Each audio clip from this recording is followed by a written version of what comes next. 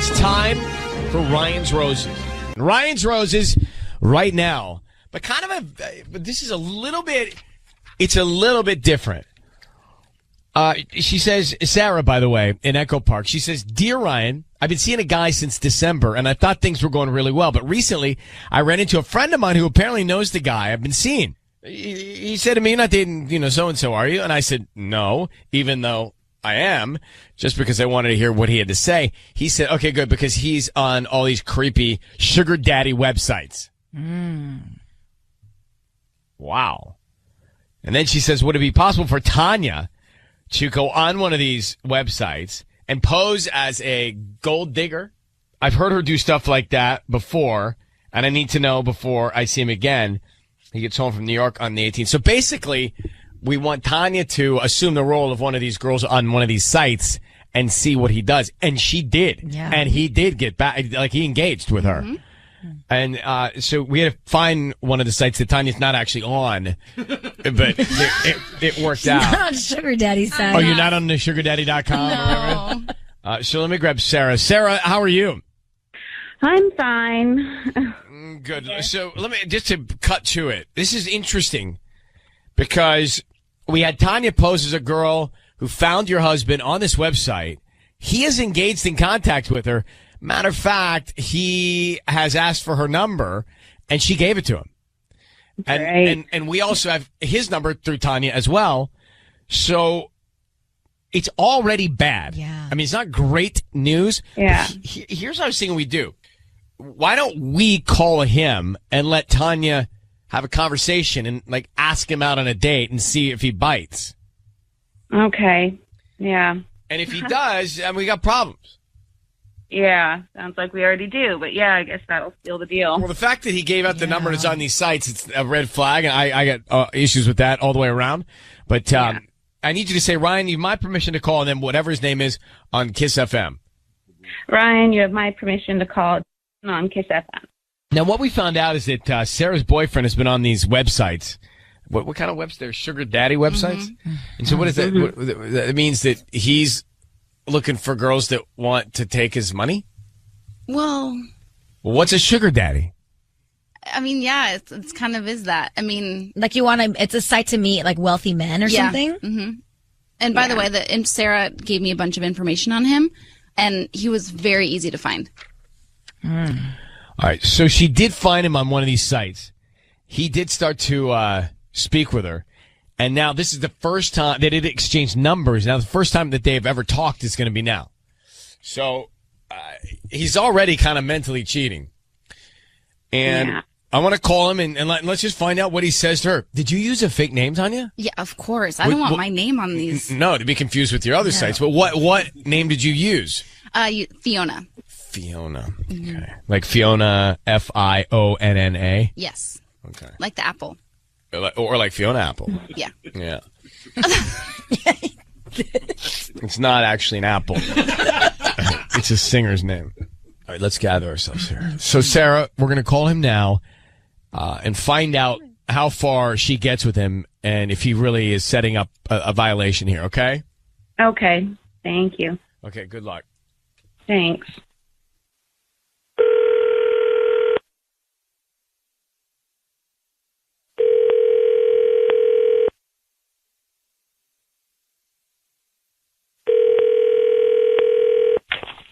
Hello? Hi, Jason. Yeah, hi. Hi, Jason. It's Fiona. Hey, how you doing? I'm good. How are you? Pretty good. How's New York? It's pretty good. Keeping busy. Awesome. When are you back? I should be back Saturday. If you're not busy this weekend, I was wondering if you wanted to hang out maybe. Maybe we could get a drink? Yeah, that'd be cool. What part of town are you in? I'm staying, I should be around Glendale, I think. Okay, that works. Saturday night, is that what you said? Yeah, I should be around for Saturday night. Okay, what time? I don't know, whatever works for you. We could do around 7:30. Do you maybe want to hang out after, too? Get drinks and go somewhere else? Yeah, sure, I'm down. Okay, good, because I need to have a little fun. I've had a long week. I'm all about fun. I really need to blow off some steam. Yeah, why is that? I've just had a really rough week at work. My boss has just been so annoying. Well, we can try to fix that for you. I would love that. Jason, it's Ryan Seacrest, and I need you to know your voice is being broadcast on the radio, and I have your girlfriend on the phone, Sarah, who's asked us to call you because she knows that you're on these sites looking to pick up girls, and clearly you met Fiona on one of these sites and are going to go out with her. It sounds like you're teeing up a cheating on her. So why are you on these sites looking for other women if you're in a relationship? Whoa. Yeah, we've been in a relationship since December, Jason. I don't know what you're talking about. Cheating on her. I don't like. We're not Cheating on me, official like or anything. setting up a date with another girl on Saturday. That kind of cheating on me. Yeah, you're just getting back from New York and already, like you're literally just back from LAX and you're going to go out and have a good time and let Fiona blow off some steam. That doesn't sound like you're faithful. Okay, like, I don't know, let's talk about cheating, being faithful. Like, we've been seeing each other a couple months, but, like, we're not official or anything. Last I checked, like, you're still on Tinder. Like, Oh, is that true? You're not exclusive, Sarah? God, no. We've been exclusive. I mean, I think I still haven't been on Tinder since a What couple are you weeks talking into us dating. I have the app. I have like the app on my phone or something like that still, but I haven't been on there. You can look at my account. I haven't been on there.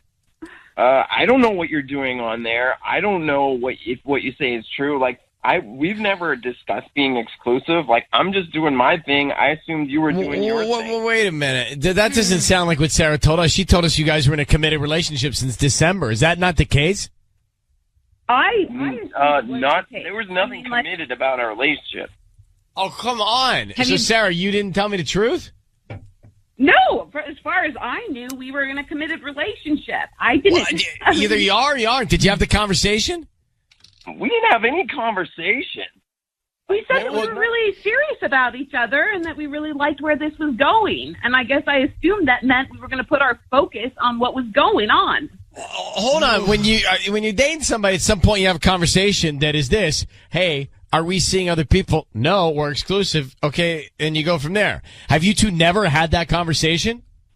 No, we didn't. No, we didn't say it. Well, then why? Then Sarah, why are you telling me the guy he can't be cheating on you if you aren't exclusive with him? I guess I thought when you're dating for that long and you're spending that much time together and saying the things that we've been saying to each other, I guess it was kind of implied. And a lot of ways, I think that you got to be clear that no one's seeing other people, no one's on any sites looking for other people, and be clear about it. But when there's this gray area, I don't know who's at fault. I mean, look, Jason, you're going to go out with this random Fiona who's on this gold digger site. It's just why are you even on that in the first place? It didn't take much to talk you into it, brah. Hey, I'm just doing me, and I thought she was doing her. You know, like, what's wrong with being on that site? So what? She's on Tinder. Nobody questions her about that. I don't know what she's doing on there. I'm going to let you both go because you're in a situation where you're not communicating about the rules of your relationship. And you need to start with that. You need to talk about whether or not you're allowed to see other people. Because I can't actually say Jason's at fault for trolling for these, other girls like Fiona. But it's not a great thing, Sarah. If you expect him to be like just with you, you need to be clear about that. All right. So I'm going to let you both go. You guys should work it out. Wow.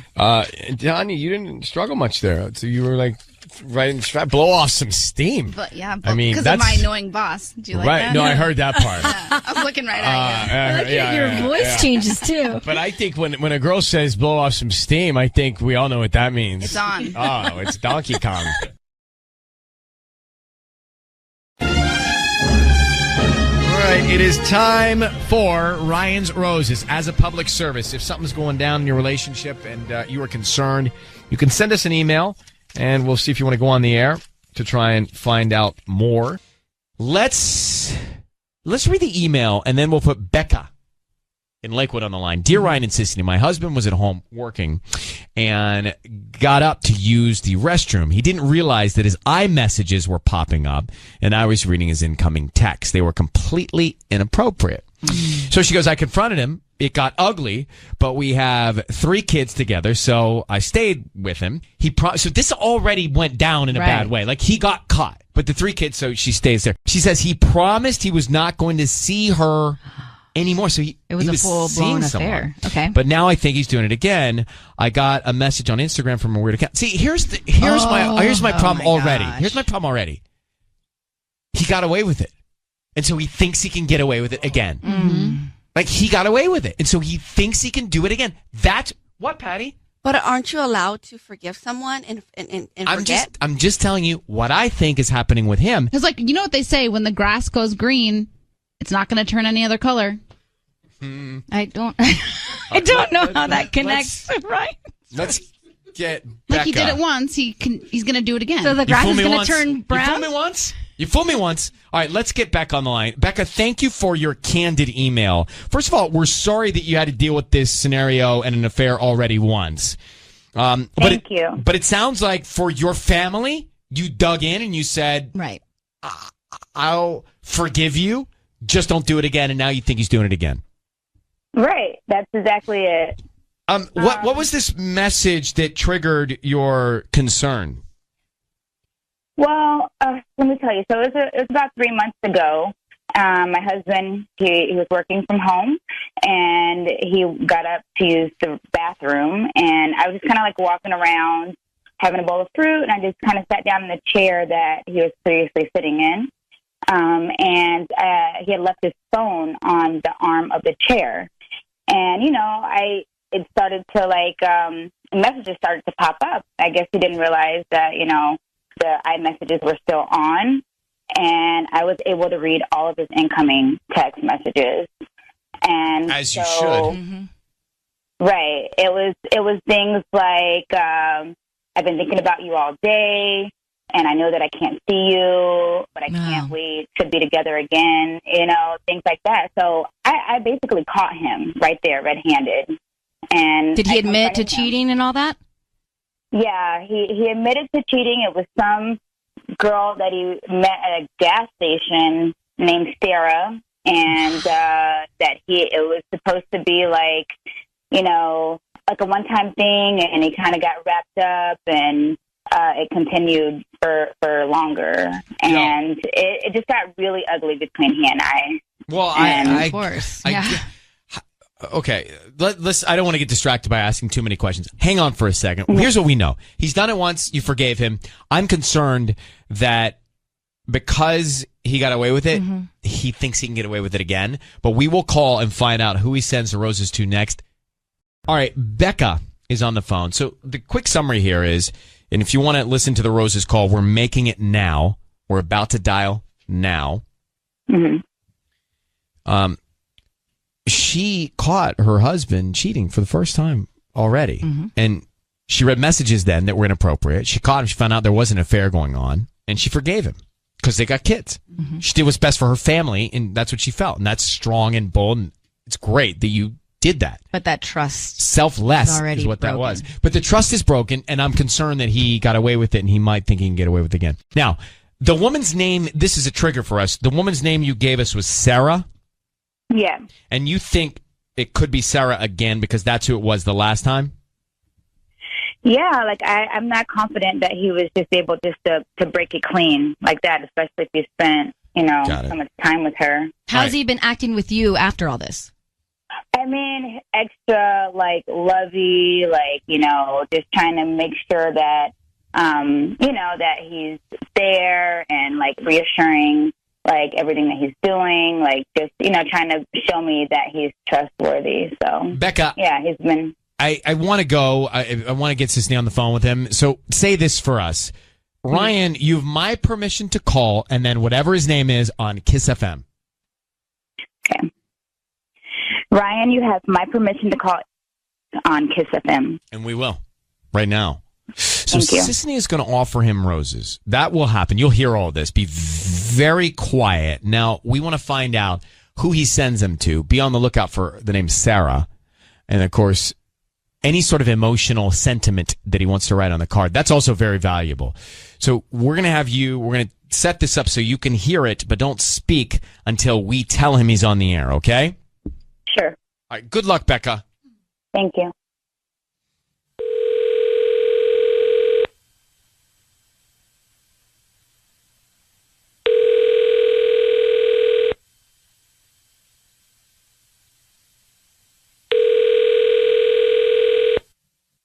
Hello? Hi, is this Eric? Yes, it is. Hi, Eric. This is Jenna. I'm calling from JJ's Floral Design in Lakewood. How are you doing this morning? I'm pretty good. How about yourself? I'm good. Thank you for asking. We're brand new to the area right on Candlewood near the FedEx. Do you know where that is? Yeah, I actually do, yeah. Well, the reason I'm calling is because we're offering a chance for local residents to send flowers to anybody that they'd like today. So basically, it's a dozen roses. You can choose the color and send them to anybody that you'd like. Oh, wow, that's really cool. Yeah, they're absolutely free. I don't need any credit card info or billing info from you. We can start with the name of the person that you'd like to send them to. How about send them to Annie? Annie, okay. And then what would you like to put on the card? Well, we actually have a bunch of different cards. We have like romantic cards that have hearts on them, or thank you cards, I'm sorry cards, birthday cards. Yeah, let's go with romantic. This is definitely a romantic one. Cute. Okay, what would you like to write? If it could say, how about something like, I'll love you forever. I promised you then, and I promised you now. I'll love you forever. I promised you then. Eric? Becca, is this your husband, Eric? Yes, it is. All right. Eric, this is Ryan Seacrest. Your voice is being broadcast now. I want you to understand that. We have your wife, Becca, on the line, who I don't know what to even ask after hearing that. Who is Annie? I'll love you forever. I promised you then. I promise you now. Actually, guys, Annie is my pet name that Eric's been calling me, and my family's been calling me since when we first met. And my family, it's a name that my family gave me, and only the closest people around me call that. It's my middle name. So he's talking about you. Yeah, he's talking about me. How do you feel? I mean, that makes me feel so relieved. I'm sorry I had to do this. Hold on, Annie, Becca, Annie. Before we do that, Eric, I'm going to tell you why we're calling you. Mm-hmm. Your wife had told us about an affair you had with a woman named Sarah. She's gotten a strange message on Instagram from a weird account, and she thinks that you might have rekindled with Sarah. So your wife is concerned. I mean, she asked us to call you, so I'm just going to tell you, she's concerned that you're having an affair again. That's completely false. Definitely not true. I don't know who the Instagram account is or anything else like that. Like, we discussed this a few weeks ago. It's done. I'm done. I'm only with her. Becca, only you know your husband well enough to believe him or not. What do you think? I don't know, Eric. I mean, the message was from a weird made-up account. There was no post on it, and it sent me a message saying, "If you only knew everything." ... Like, what am I? What does that mean? Everything. I mean, I don't know. I don't think it's a coincidence. Like, it seems, what a coincidence. We're going through this toughest time of our lives, and now I get this message just when I thought we're on the right track. So, I have concerns. I have doubt. I mean, why don't you just go to Panda Express and see what the fortune cookie says? I mean, I don't know. Like, that's not... See? You don't say that. Said that. You don't say that unless you're being defensive. It's a little aggressive. That's aggressive and defensive. That, to me, that's the aroma of guilt. You guys. It's the aroma of guilt. No, don't say that. I have every right to be questioning, anything that sounds suspicious. So, the trust was broken, so now she can't. Where's Sarah now, Eric? How'd you break it off with her? I called her and I told her that I was done with it. That's exactly what we well, Becca and we talked about this. We talked about it. We talked and talked and talked and talked. And then I called Sarah. I told her, hey, I'm done. I can't do this. I have a wife. I have kids. I'm done. And that's what it was. That's how it ended. I'm not talking with her anymore. I haven't talked to her in weeks. And then she DMs your wife and says, if you only knew everything. Thank you. Steve, you're saying that she DM'd, that you don't know that she DM'd. I don't know who that was. I don't know what account it was. I don't know if she's on there. I don't know any of that stuff. All right, well, look. You're making an assumption that's not there. Well, we're doing the best we can with the facts Becca, your wife, gave us. Eric, Becca, both of you, we're going to let you go. I'm glad he sent the flowers to you if your name is also Annie, but I sensed defensiveness. Take it and do what you want with it. Thank you very much for reaching out to us. Thanks for having me, guys. You're welcome. Bye. That's weird. He said thank you at the end. Yeah, with pleasure. Okay. Anytime. Wow. No, everything was going okay, and then he's guilty of something. Well, you guys, we just called him out of nowhere. That's called Ryan's Roses. Yes, Patty? He said something toward the end that just really pissed me off.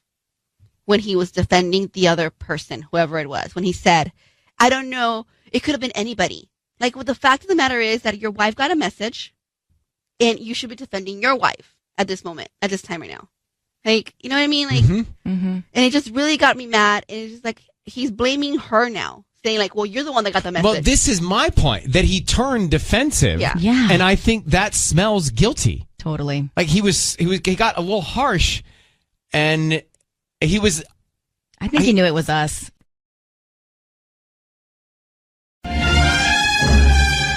It's time for Ryan's Roses. Dear Ryan, my husband got a vasectomy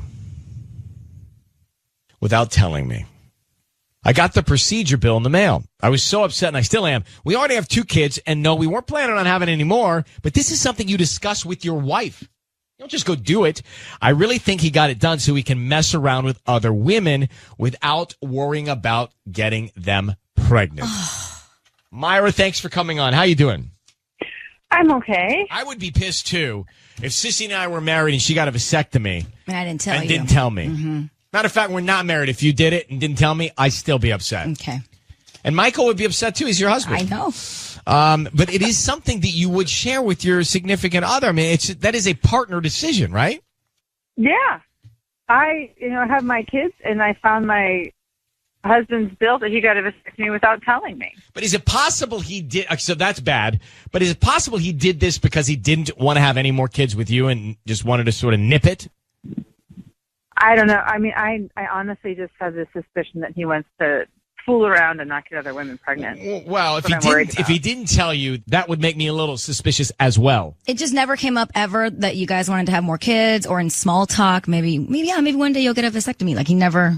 No, I just I found this bill, and that's the first I've even known anything about this at all. I didn't even know it was part of the equation or on the table. I had no idea. How many kids do you have? 2 kids. What ages? Boys. They're 3 and 7. Did you address it with him directly? No, I don't even know how to even approach it. I'll tell you, we're going to approach it, and Sisney's going to call him right now. I need you to say, Ryan, you have my permission to call, and then whatever his name is on Kiss FM. Ryan, you have my permission to call on Kiss FM. Okay. Sisney is going to call your husband, and we are going to offer him some roses. We want to find out who he sends them to, right? If it's you or someone else, and what he puts on the card, okay? Okay. Okay, be very quiet. Good luck.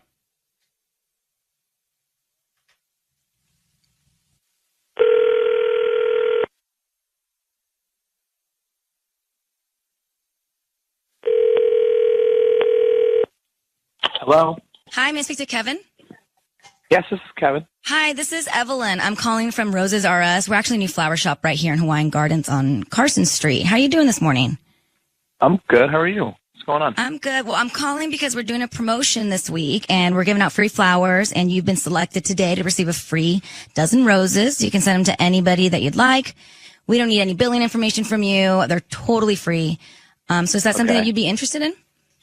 I mean, maybe, but how did I win this? I don't remember ever putting my name in. Oh, yeah. You must have purchased something either in the past 18 months and clicked to receive promotional offers online.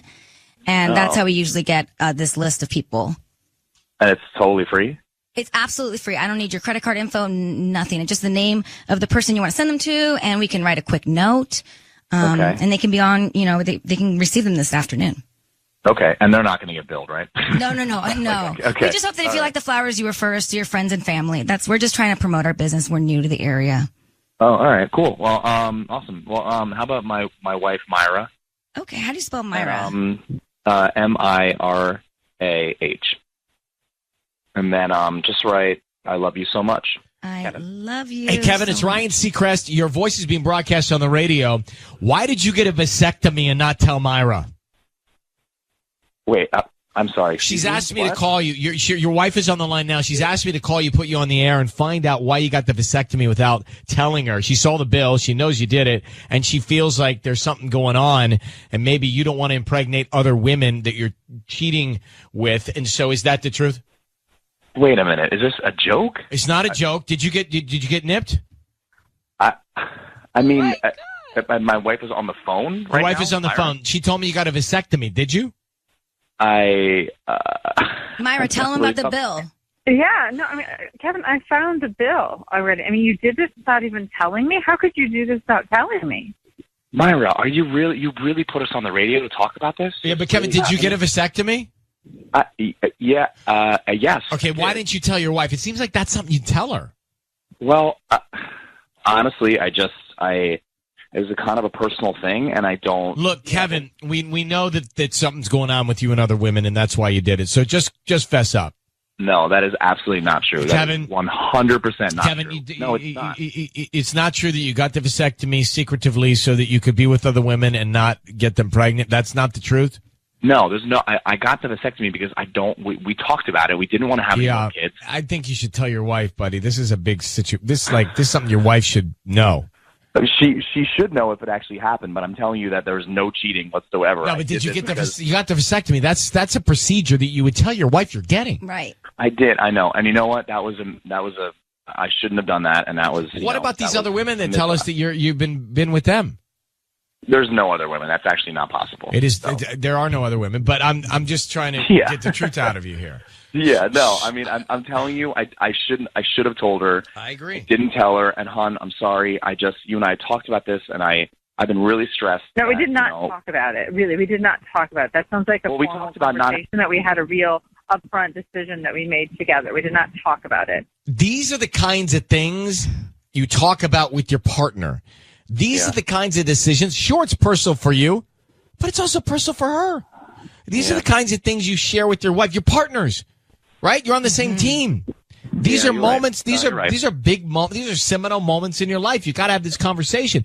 And if you don't feel comfortable enough to have that conversation with your wife, we got bigger problems. So you understand why she felt bad about the fact that she didn't know and she's reading this bill about you getting nipped.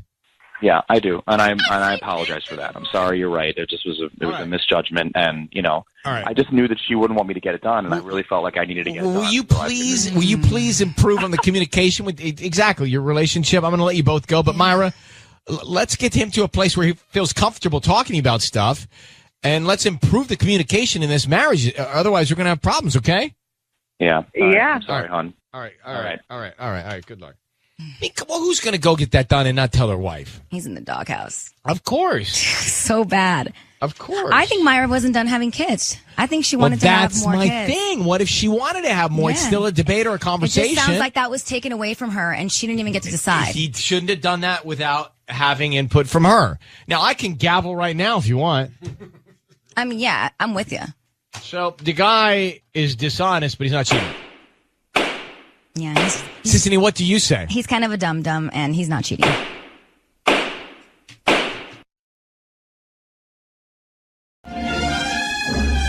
It is time for Ryan's Roses.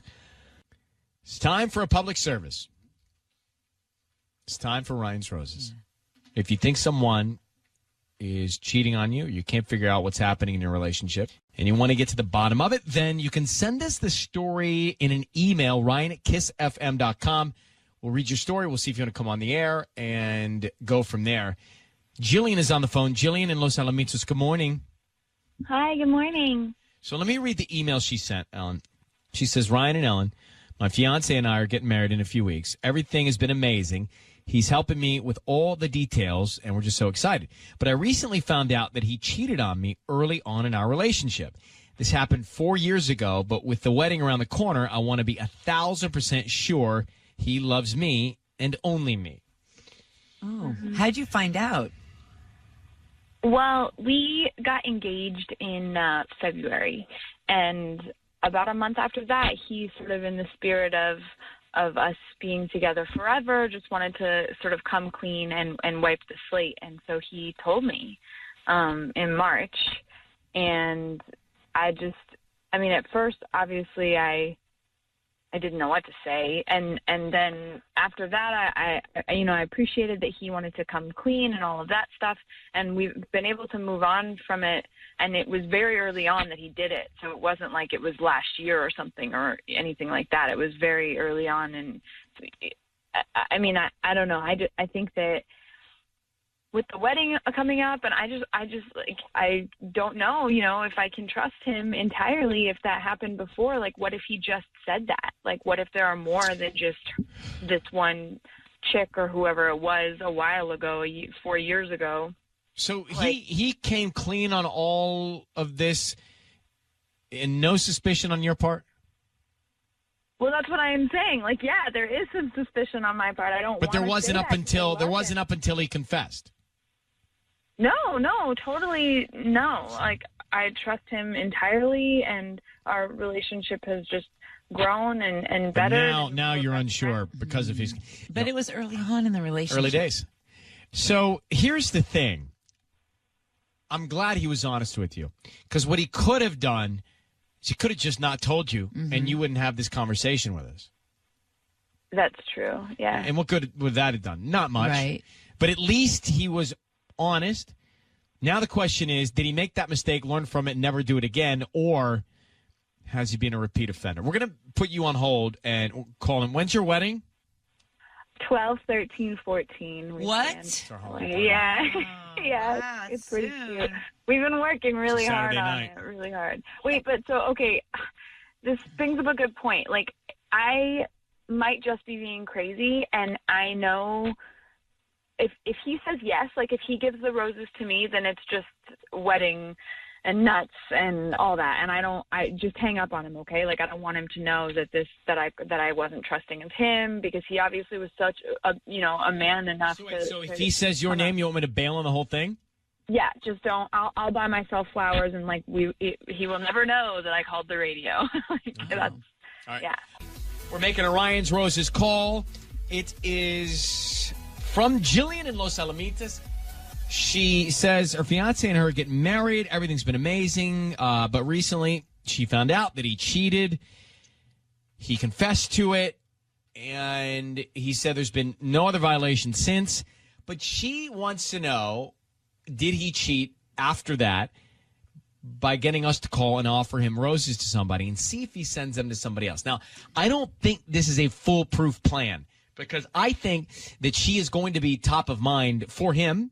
And I think that if he messed around with anybody else after that confession, he certainly isn't going to send her roses. So to me, this isn't going to be that productive. Oh, well, did you want to do it? Yes. Okay. Because she's asked us to. Yes. So, and she also wants us to bail if he sends the flowers to her. So, Jillian, I need you to say, Ryan, you have my permission to call, and then whatever his name is, on Kiss FM. Okay. Ryan, you have my permission to call on Kiss FM. Okay, here we go, Jillian. Good luck. Okay. Okay.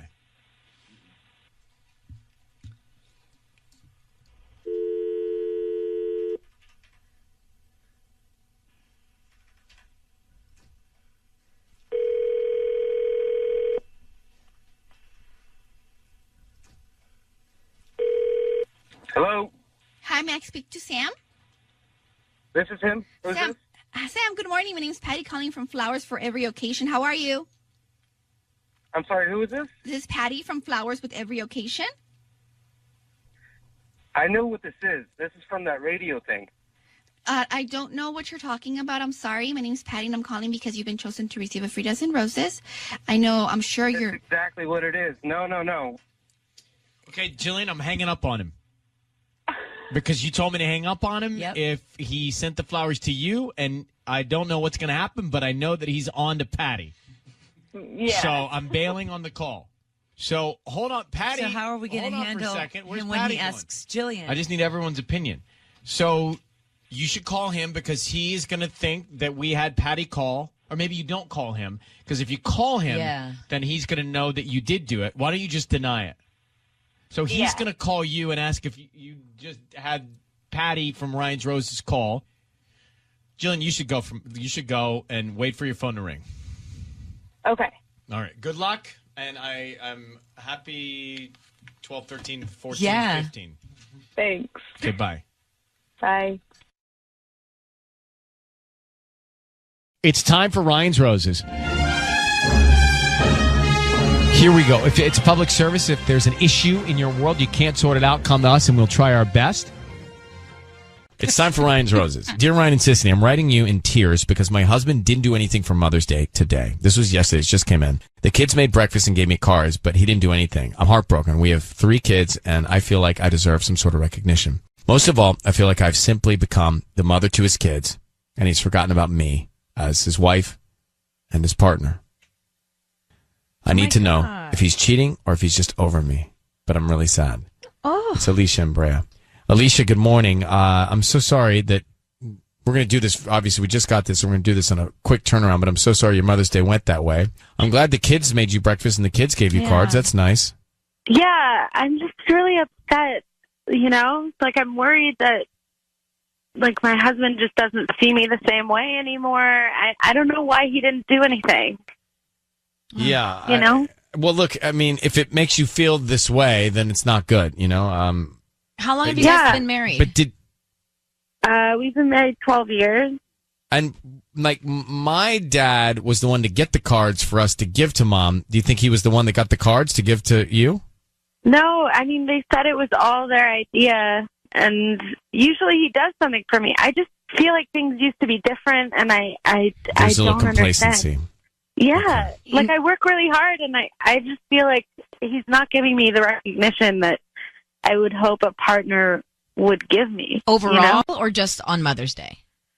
Well, this is it's like a symptom, I feel like it's like a symptom of maybe something that's happening. I don't know.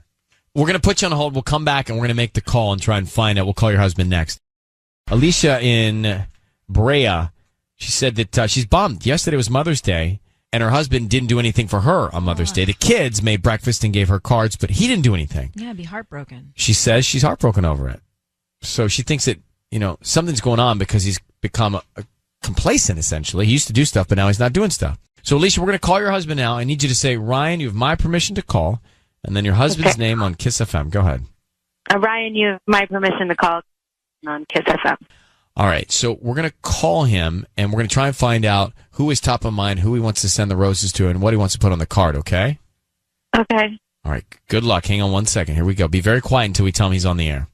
Okay.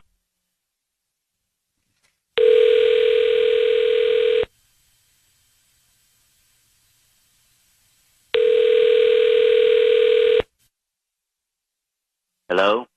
Hi, is Kevin there? Yeah. This Hi. is Kevin. Hi, Kevin. My name is Natalie. I'm calling from Nat's Unique Floral Design. We're actually brand new. We're a flower shop here in Brea, right on Birch Street. How are you doing this morning? Good, but if this is like a sales pitch, I'm not really interested. Well, there's no cost at all for this phone call, actually. We basically have a lot of extra roses left over from Mother's Day, so we're giving a chance for local residents to send free roses to anybody that they like today. It's a dozen red roses. Actually, we have red, we have white, and we have pink ones. You can choose whatever color you'd like. They're absolutely free. I don't need cash. I don't need credit card, billing info, anything like that. Just the name of the person you want to send the free roses to. And then we can put a note. So there's like no gimmick here at all? There's no cost at all. Look, I'm not worried about that. I just don't want to end up like, with my credit card suddenly disappearing. But this is legitimate.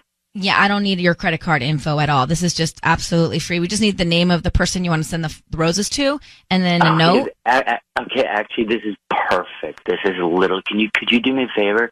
Could you send them to a hotel? Is it local? Yeah. Sure. Okay. What's the name of the person you want to send the flowers to? We'll start there. Well, it's okay. So it's actually to my wife, but she doesn't know this. Okay, so like Mother's Day came and went, and we usually just do this little breakfast thing, and it's cute, and it's a family thing. But she is literally the best mother on the planet. Like, you could never ask for a better mother and a wife. She's out of my league, to be honest with you. And so this year I did something totally different, and I went and got a hotel for us. And she can I put you on hold for just 1 second, please? Oh, yeah. Sorry, hang on 1 second. Well, what do you want to do now? Well, he was. It sounds like he's got a plan. Yeah, Lisa, I'm not so sure that you want to dive deep into this.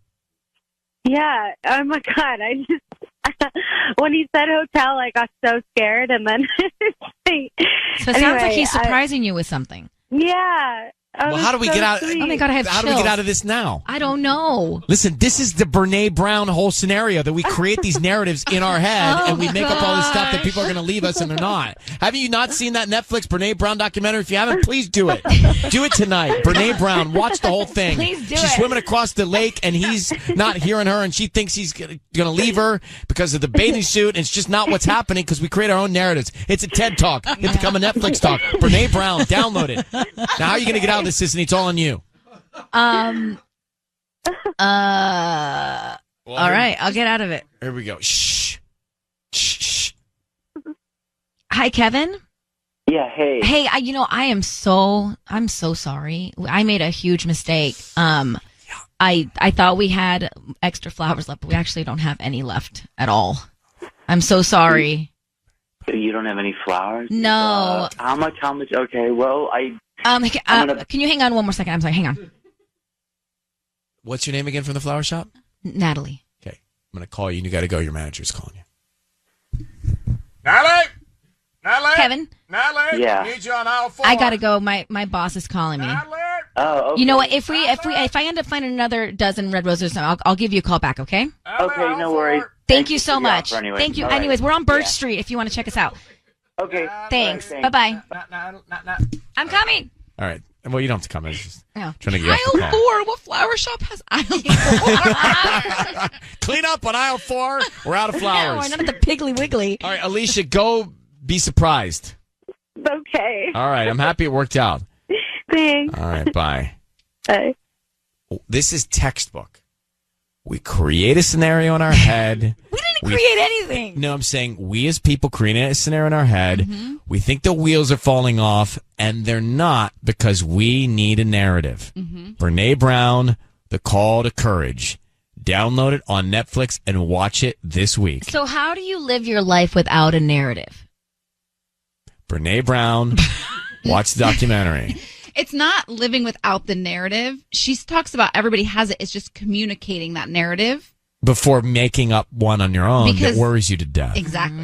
Because she's swimming across the lake, and her husband is ignoring her. And she thinks, oh, he's looking at me in this bathing suit after all these years and wants to leave me. Mm-hmm. And so she's convinced that he's going to divorce her by the time they finish swimming across the lake. He just was panicked about the current or something, or swimming. And why are they on this lake? It seems dangerous. Well, they're on a summer vacation. Yeah. It's a long story. Watch the documentary, okay? Brene Brown. Yeah, Brene Brown was a famous TED Talk. Netflix. I've been talking about this for months. Well, you've been talking about it for a week. It's not been a week. What time frame are you living in? A week. It's been 3 weeks. It might have been 2. And I was out sick the week before for one day. Well, you should have watched it when you were ill. I couldn't watch anything. I couldn't even open my eyes.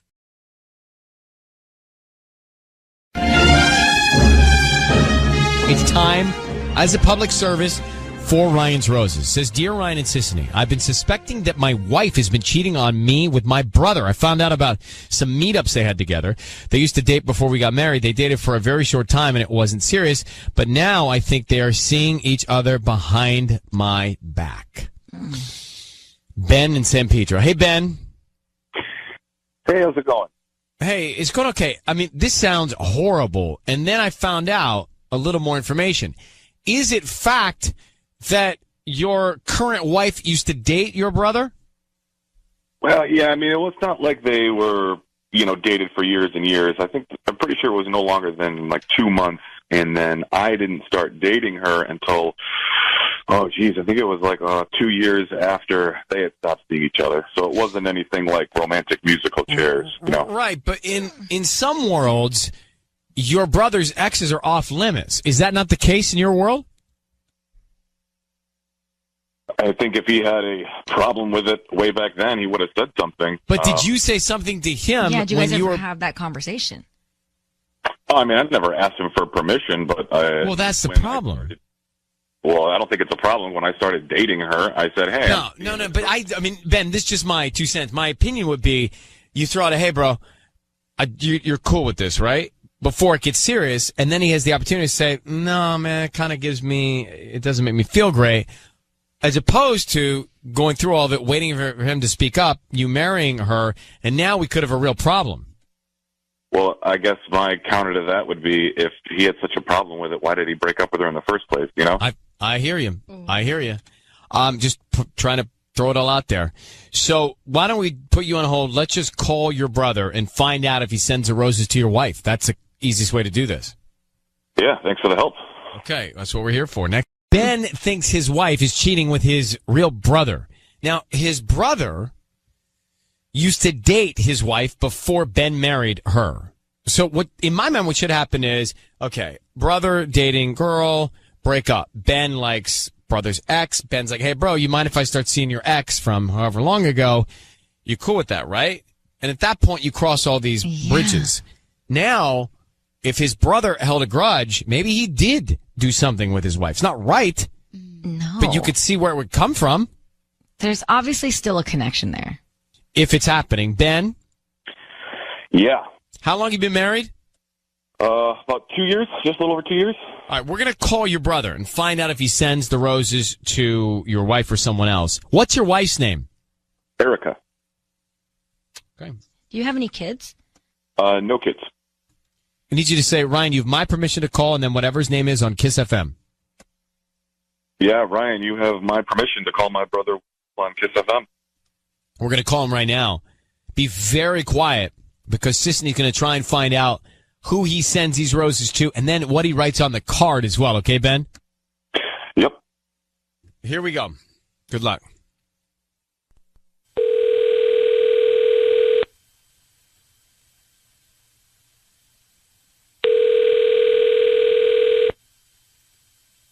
Hello.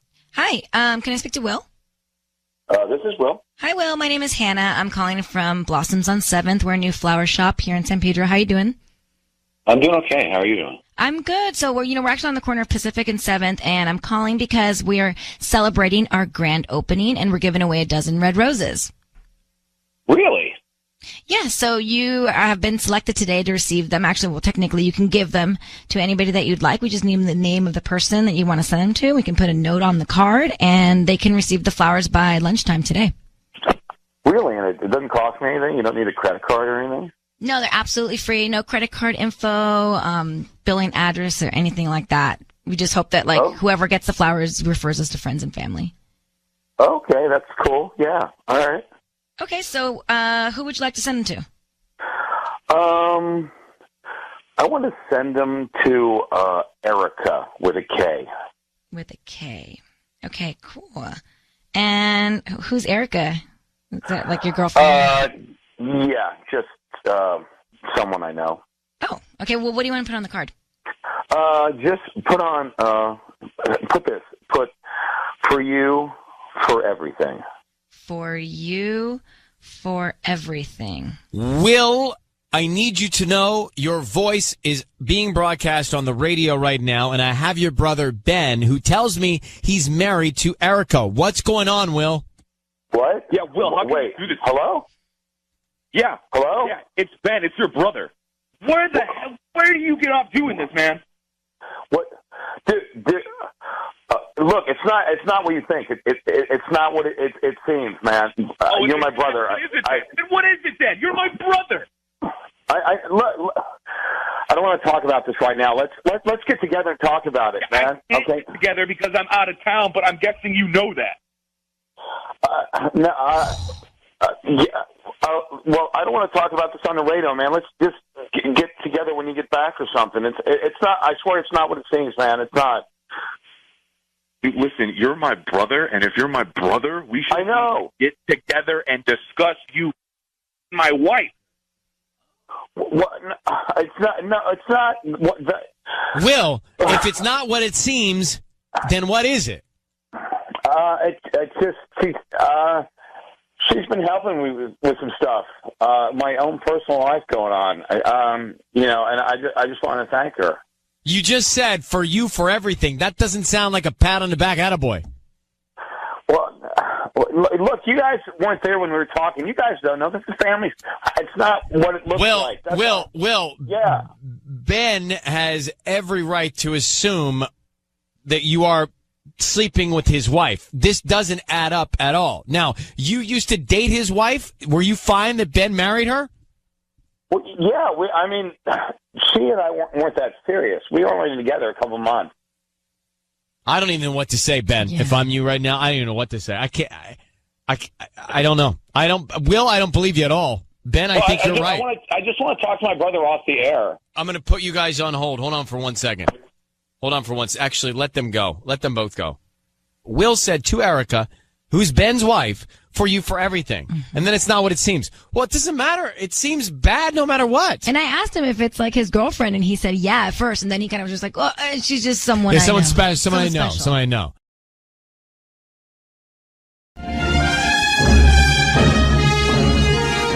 It's time for Ryan's Roses. Let me read the email, and then we'll grab Adriana here. So, Ellen, it comes to us from Santa Monica. Yes.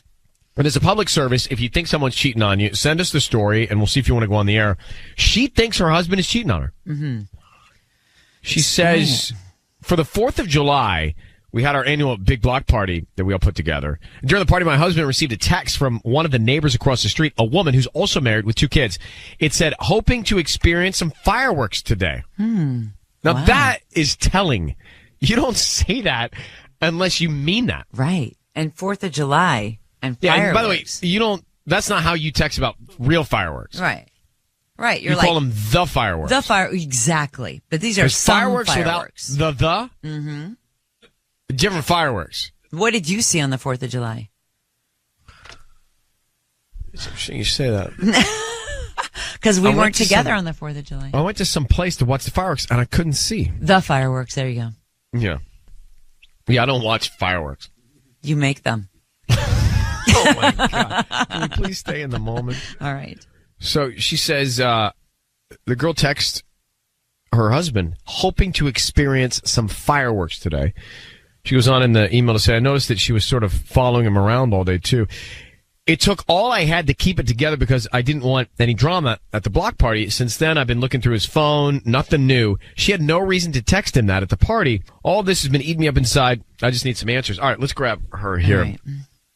Adriana, thank you for calling on. Hello. So I don't like this text because Ellen and I were saying, if you text somebody the fireworks, by the way, he shouldn't be getting a text from her anyway. Right. But if you text someone the fireworks, that makes more sense than just fireworks. Because fireworks, we know what we're talking about, right? The fireworks are actually, that's the 4th of July spectacle. But fireworks, that's intimate. It's very intimate, and I'm really worried, which is why I called you, because I listen to Ryan's Roses all the time, so I know that sometimes, like, a small thing like this is actually a big thing, and I'm just really, really worried. Tell me about this woman. What do we need to know about her? Does she seem vindictive?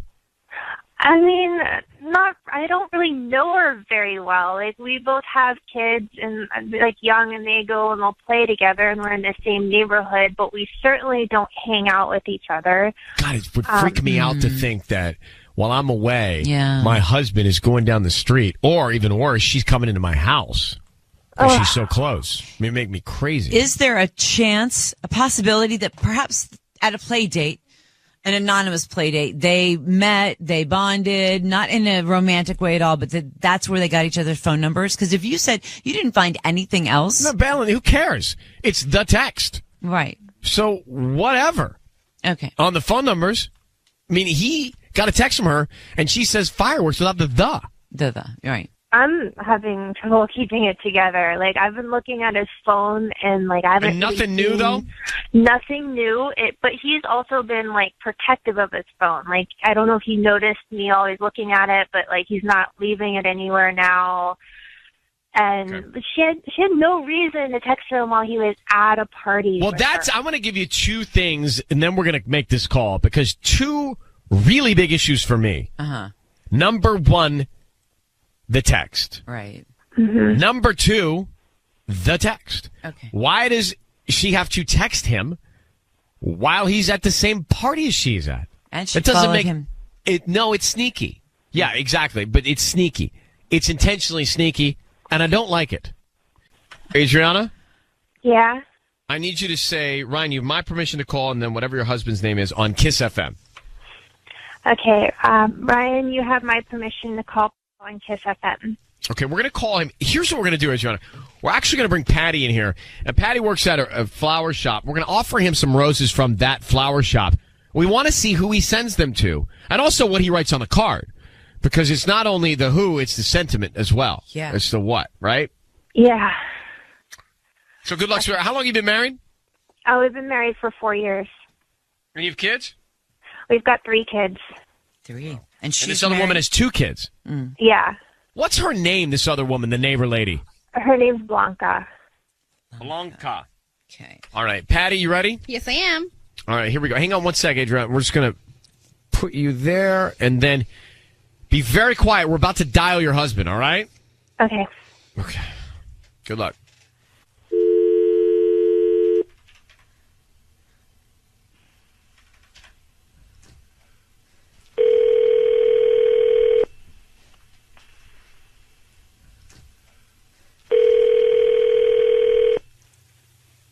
Hello, who's this? Hi, Paul? Yes, this is Paul. I don't recognize this number, though. Who's this?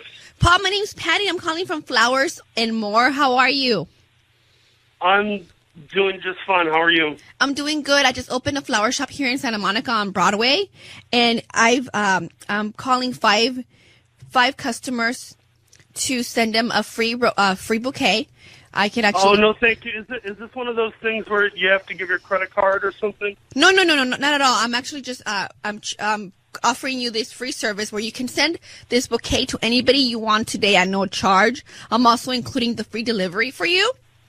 They're beautiful red or white roses, you choose, and you can send them to whoever you want today at no charge. I'm also including a note that you can yourself write. Well, actually, I'll write it, but you just tell me what you want to put on the note. All right. Is it quick? I just gotta hop off in a sec. Yeah, it'll be really quick. Just give me the address. Okay. Tell me if it's red or white roses, and tell me who we are sending the flowers to, and they're on their way. Yeah, just you can make them out to my wife, I suppose. Her name's Adriana. Okay. And what do you want to put on the note?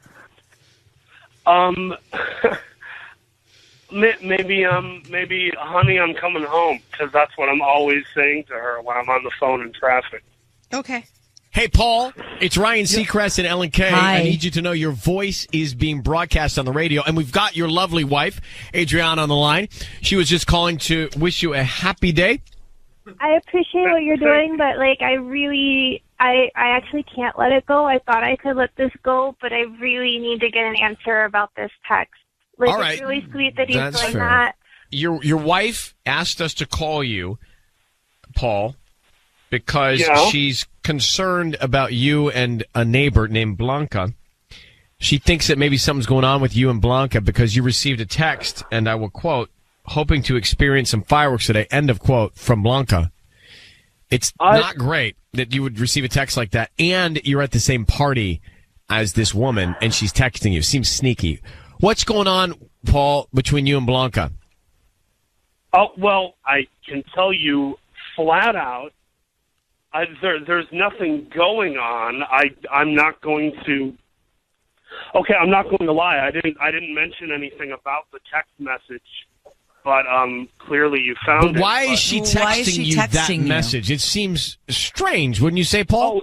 Two married people? Ryan, it was strange to me, too. This isn't something that I pursued. I was the recipient. Right, but why is she texting you that? What would open the door for her to even feel like she could text that? Oh, I think it's something to do with her husband, Angel, who, I don't care that I'm saying his name on the radio. If we're going to talk about it, let's talk about it. Her husband, Angel, they've been having trouble for the last 6 or 7 months, and we've lived in this neighborhood for a while. This has kind of been our homestead more than theirs. And I sort of looked at this as she's blowing off some steam, or she's trying to get attention or something. I didn't want to make a big thing of it. Well, has she made other advances toward you? On the 4th of July, because we did this block party, and everybody, brought a dish to pass, one of those things. She was showing a lot of attention and kind of being a little flirty, grabby, I would say. But Adriana, let me let you chime in. Do you believe that nothing's going on with this woman and your husband? I mean, you're listening to him explain it. I mean, I want to trust my husband. I've never had a reason not to trust him before, so I do have to give him that. But I don't know why you wouldn't talk to me and tell me that this is going on, because it's weird. I mean, our kids play together. She's our neighbor. I have to see her face, all the time.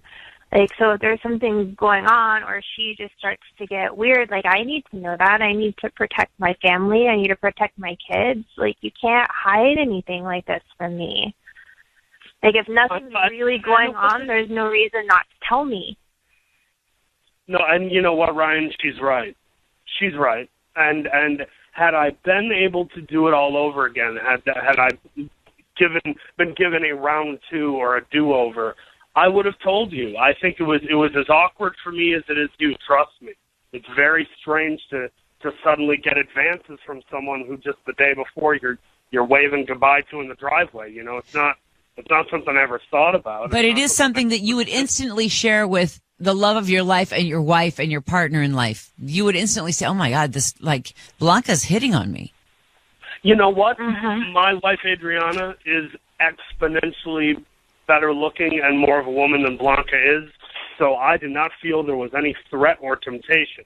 If I had felt there was a real threat, or that I was going to make a poor decision, then maybe we would have sat down. Okay, Paul, we're going to let you go. Thank you very much for chatting with us. Adriana, it's just us now. I don't think there's a chance that your husband's cheating on you. All right. I really believe that, and I'm planting my feet in that. Okay. I wish he would have said, "Hey, Blanca's hitting on me." I do too, but I just think that after hearing him, I don't think there's a shot in the dark that he's cheating on you. You could gavel now, then, Ryan, if you want, or you could hear from other people. Luck. No. I could gavel, but I'm happy. I'll gavel. Not cheating, and also hear from people. Okay. But that. Yeah, that's good. 800-520-1027. But that guy, it doesn't have a cheating bone in his vocal cords. I agree.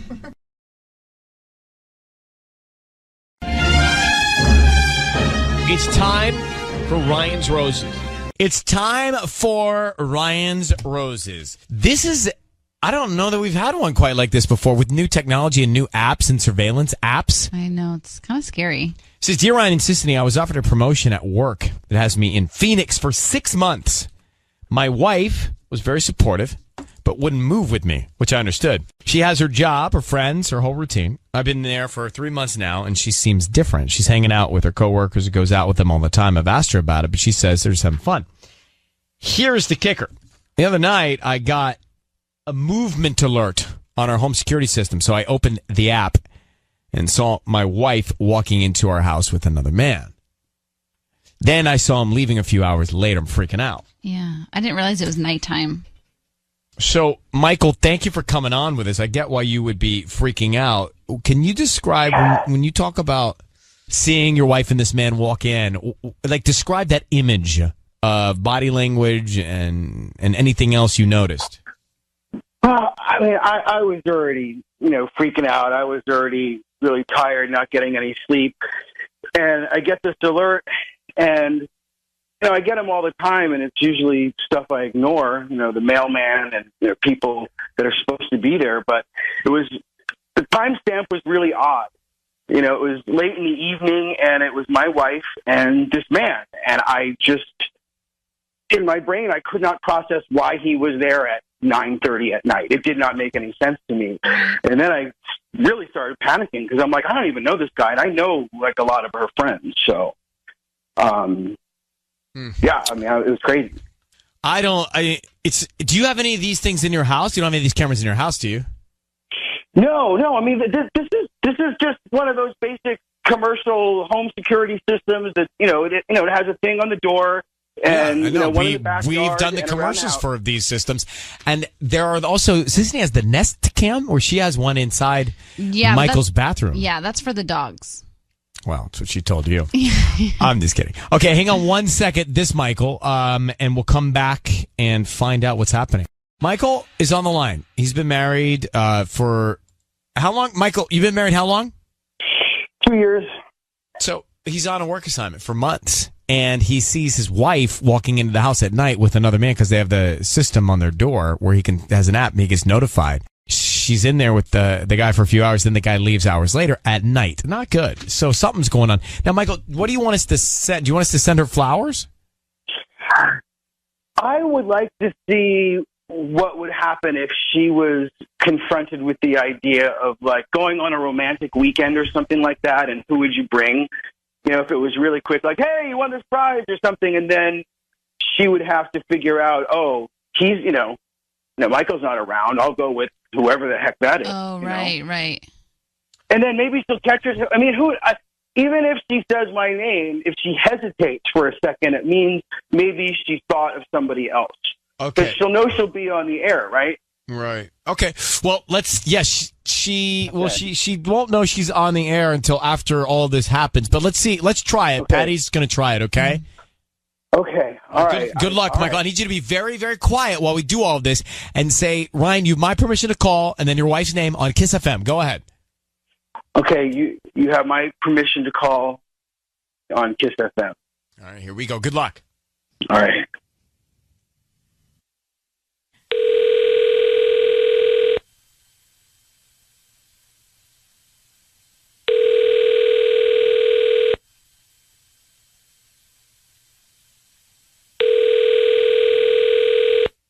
Hello? Hi, may I speak to Jenny? Speaking. Hi, Jenny. How are you? My name is Emily, and I'm calling from Soul Resorts here in Palm Springs. How are you? I'm good. How are you doing? I'm doing good. I'm calling because you've been chosen to receive here a weekend getaway for two. I believe that you chose to opt in to receive promotions and discounts the last time you made a purchase online. And you've been selected to get this weekend getaway for two. All I need is the name of you and your guest, and you can come in this weekend if you like. And it's going to be this weekend, you said? It could be this weekend or in the next, it expires by the end of summer, but I have a nice suite here available this weekend. Okay. So me, and then can the name be changed if possible? What do you mean? Like if I choose one name and that person can't come, can I change it to another name? No, unfortunately, we can't do that. Okay. It'll be me and Scott. Hello? Hello? Hi. Your voice is being broadcast on the radio, and we have your husband on the line. Really? Michael? Yes, Michael. Who is Scott? Yeah, I would love to know who Scott is. Who is Scott? Scott is a friend of mine, and I don't know when you're coming down. Every time you say you're going to come down, you can't come down because of work. So I just made a decision. I didn't want to put your name down, and then you couldn't come down, and then I have to go down by myself. Do you not? Hold on. Do you not see how crazy this is? I cannot even believe that this is where we are. I cannot even believe that you get a call from some random resort in Palm Springs, and you're going to bring not your husband. Because what? Well, I would bring my husband if he comes down when he says he's going to come down, but it's been 3 months. Okay, you two, hold on for a second. Jenny, we're calling you because we saw a man walk into your home at night and leave a few hours later. Who is the man? That's right. And I know we have a system in the house. And then what did you do inside? We just talked. I don't like it. I don't like it. And you didn't tell your husband? You didn't ask. Jenny, I don't like a lot of things. I don't like a lot of things. I don't like the way you're speaking to everybody. Honestly, I'm just going to be honest. I don't think it's the right tone. Right. I don't like it. I think that you're doing something and you're not talking to your husband, and clearly there's resentment here. Mm-hmm. I mean, I'm hearing Big it. time. Right? Mm-hmm. So what's the problem? The problem is he decided that he's going to move away to Arizona for 6 months, and I totally understand it's a good opportunity, but, I have to stay here. And if we're going to do a long-distance relationship, then we need to establish the rules. And the rules were he's going to see me at least every other weekend, and then every other weekend it's always like an issue. So it's been 3 months, and I haven't seen him. I've seen him once. So at the end of the day, it's like if you really want this marriage or this relationship, then you need to fight for it. It's not like I haven't told Michael before. So you do have resentment that he's gone on this work assignment. My resentment's not that he's going and working. That's not. I love the fact that he's working. My resentment is that you can't. If we made a deal and we're going to see each other at this time, then we do that because it's for the relationship. But don't come with a lame okay. Can I just say, I am not having fun over there. I don't know what you think I'm doing over there, but I'm opening up this location. It is killing me. It is much harder than I thought it was going to be. But you know what? This is like more than a 10K increase in salary. So I got to do it, and you're going to benefit from it. We're going to be able to pay down some bills and some credit cards. I thought this was a practical decision, and I'm talking to a high school student whose boyfriend didn't come home for 4 weeks. I'm over here making adult decisions, and you're like in high school. I just don't even know who you are right now. It's not the issue that you haven't come home. The issue is that we made a deal, and you said that you're going to come. And on the day that you're supposed to be coming, you don't come. Yeah, I made a deal with my boss that I was going to work. Okay. Hey, Michael, Jenny. Hey, guys. You have a real problem with your relationship. Yeah. All right. And it's not for all of us to determine right now. I don't know if you're cheating or not, Jenny, but clearly this is not the way a marriage is supposed to sound. And maybe you're having a moment. You can work through it, and we want you to. But I would start with speaking and listening maybe before you're speaking to each other. Okay. I'm gonna let you, Michael. Good luck, Jenny. Good luck. I'm gonna let you both go. That's a fight. We don't need to be in the middle of. That was so bad. But she was talking to him angry from the get-go. I was going to say, even if she's not cheating, it's bad. But I think she's bringing this guy on purpose so he sees it, and all of this might have been intentional. Just looking at some of the calls after that Ryan's Roses, a lot of calls coming in saying that she is so cheating. Yeah. So cheating is the way that you're describing it.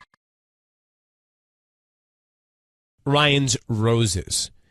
It's a revisit. On Fridays, by popular demand, we reach back out to some of the couples that have been on the show before and see if we can get an update. Find out, well, how did it go? I mean, when we last spoke to you, things weren't good. This was one of the most, this one I would say was one of the more open-ended ones because we just put them on a hold. It just got too crazy, got too intense.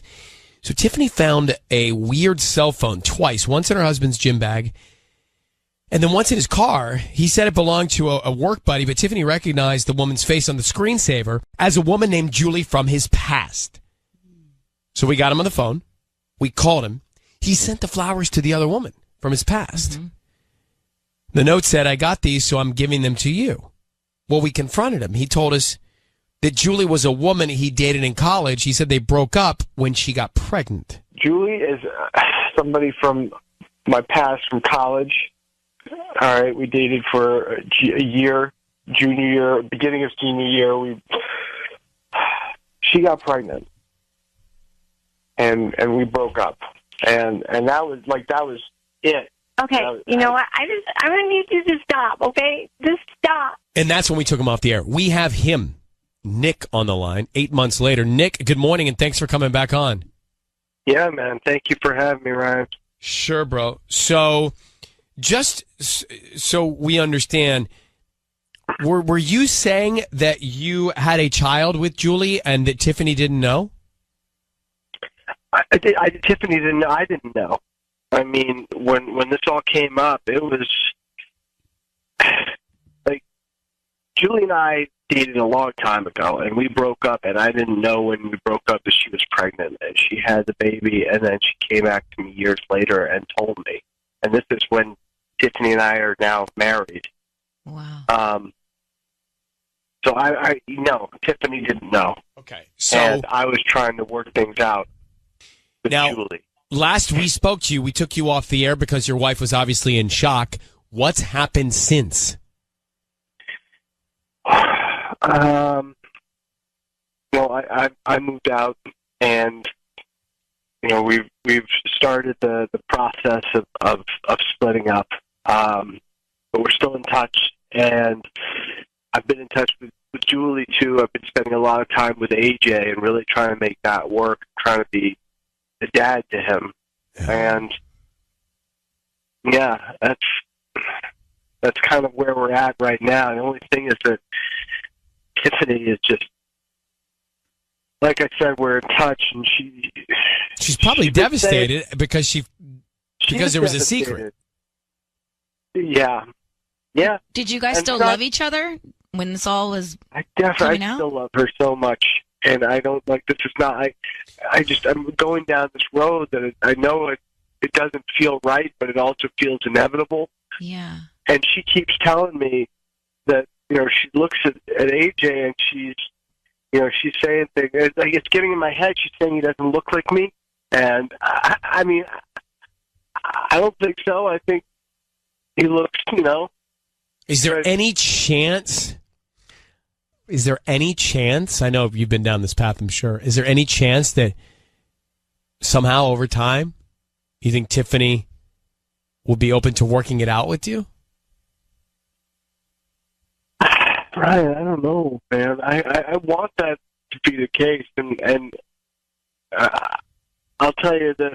I have learned so much in the last 8 months that I have to know the difference between something being real and something I want to be true. Like, I want it to work out with me and her, and I want her to understand it. Like, maybe we can all kind of be one of these weird, crazy modern families that, like, make it work, but I know I really hurt her. Yeah. And I didn't mean to, but I know I did. You could be, actually. It's just going to take time. Yeah, I mean, it didn't happen when you were with her. It's just that she was taken by surprise by all of this. Mm-hmm. But now she's like, she sees me trying to spend time with AJ and like really forming that bond with my son and by extension with his mother, and that's just making it worse with Tiffany. She does not like that at all, and I understand why she doesn't like it, because Julie is my ex. We have a history, and I'm spending a lot of time with her, and it's like sincere emotional time. Well, Nick, I will say this to you. I feel the heartfelt sincerity in your voice about where you are and what you're trying to do and what's happening. I do feel that, and we don't I'm going to say often, but we don't always feel that. Mm-hmm. When we're talking to people after. So, keep being the best guy you can be. All right? That's all I can do. All right, Nick. That's Thanks all for I can reaching do. back out to us. Yeah, thank you, Ryan. Thanks for talking to me. Okay, buddy. Bye. Yeah, what the thing is with him, he didn't cheat. No. This He was didn't all do something anything happened way wrong. back. So that's why I'm thinking, like, is there a chance Tiffany, once she gets through the shock Uh-huh. of all of it, if they love each other, I almost want them to be together. I know, me too. But you guys are kind of missing the point. He wasn't honest with her from the beginning. He didn't know. No, he didn't know. But she had to find the phones. Oh, yeah, and, yeah. use us to figure it out. So that kind of sucked. That sucks big I time. wanted to not remember that part. Till I forgot about that Thanks. part. Don't Yeah, forget. right. Thanks so much. Yeah. Appreciate you But calling. he was also in shock. He didn't know how to handle it. But yeah, he should have gone to his wife from the very Thanks for beginning. calling in, Tanya. Appreciate it. I'm just saying he's not like innocent saint here. I have hope for Nick. Maybe he and Tiffany will work it out. But Jada is on the phone. Jada, go ahead. You're on with us. Hey, so I totally think he should do a DNA test. You think Nick should do a DNA test, Nick, or the child? Wait, Well, Nick, right? They both have to do it. Both, yeah. Right, they both have Why? to do it. Because his ex said it was his, and he's trying to form the bond to be there as his dad. Oh, how stupid is that? We don't know if she's some girl come and tell you, it's just absolutely stupid for him not to do a DNA test. Really, I'm with you, Jada. I think that he should. We will send this tape right over of your call. All right. All right. He could do Thanks. 23andMe, and that would clear it up. Hey, guess who's giving those away? Sissany. She's got them to give away.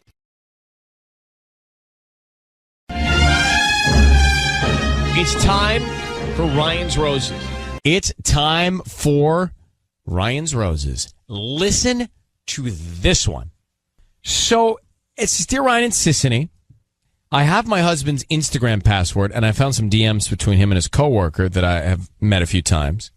In one message, I saw a link to a beach. They're supposed to be going there. I guess they said they were talking about how they would add it to their list of places we need to visit. I also noticed the last person my husband searched for on Instagram was her boyfriend. It's not great. So he was like trolling her boyfriend, and they're planning trips. It's 800-520-1027 if you already want to call about that. But let me get Kelly on the phone. Kelly, thank you for reaching out. How long have you been married? 5 years. And I mean, if you already saw that your husband is planning a list of places he and this other woman should visit, then you know he's cheating on you. I mean, I feel like I don't know that, right? Because they could be friends. Nothing. But was, do you let them? Do they travel together without you? Well, they've gone to conferences together for work. For me, if Tanya and I, where did we get married? At the homecoming game? Yeah. I came in. Patty, I came in on a horse. Homecoming, you come in on a horse. Patty had a game. dream. Patty had a dream that we got married. And Tanya, if we were married and I was planning trips with Patty, you would not be so cool with that. Oh, but where did we get married? We already She said underst- the homecoming game. It was in her dream. It was in Okay. Patty's dream. Okay. Anyway, Kelly, it would be a violation, but we're happy to take the liberal approach on this and see maybe there's an explanation. Maybe okay? it's just sending each other ideas, not necessarily to go together. Well, that's an extra. So, like, maybe you and I every day would make a list of places we need to visit, but Yeah. not like you and I at the same time. Exactly. Well, I'm down on that. That to me would make sense. The only thing is the fact that he had searched her boyfriend is what's throwing me off a little bit. Yeah, so now I think that there's a problem. Yeah. All right, Kelly, hold on one second. We are going to call him and offer him the roses, okay? Okay, thank you. Okay. Did I hear a computer chime? Yeah, I heard that too. Was that in your ears too? Uh-huh. Tubbs, are you searching for her boyfriend online? What are you doing over there? Wasn't our stuff. Did you hear it? I heard that. It sounded like it was on the phone. Oh, you think it was hers? Might have been. Wow. I thought maybe somebody was logging on and we can hear it. About to call Kelly's husband. So she went into his Instagram. Well, by the way, I didn't even ask her that. Let me ask her. So, hey, Kelly, just first of all, why were you digging through your husband's Instagram DMs anyway? Well, I mean, I've had his password since we first started dating. I mean, he might have forgotten that, but I mean, every once in a while, You had a hunch and you were looking for something, right? I mean, maybe a little bit. I just wanted to check and see what he was doing, who he was talking to. But it wasn't super jealous thing. I just, every once in a while I check in. Yeah, you had some downtime. You were scrolling through. I get it. All right. We're going to call your husband of 5 years, and Patty is going to offer him some roses. We want to find out who he sends them to and what he puts on the card, okay? Okay, yeah. So I need you to say, Ryan, you have my permission to call, and then whatever his name is on Kiss FM. Ryan, you have my permission to call. Thank you. You got it. Here we go.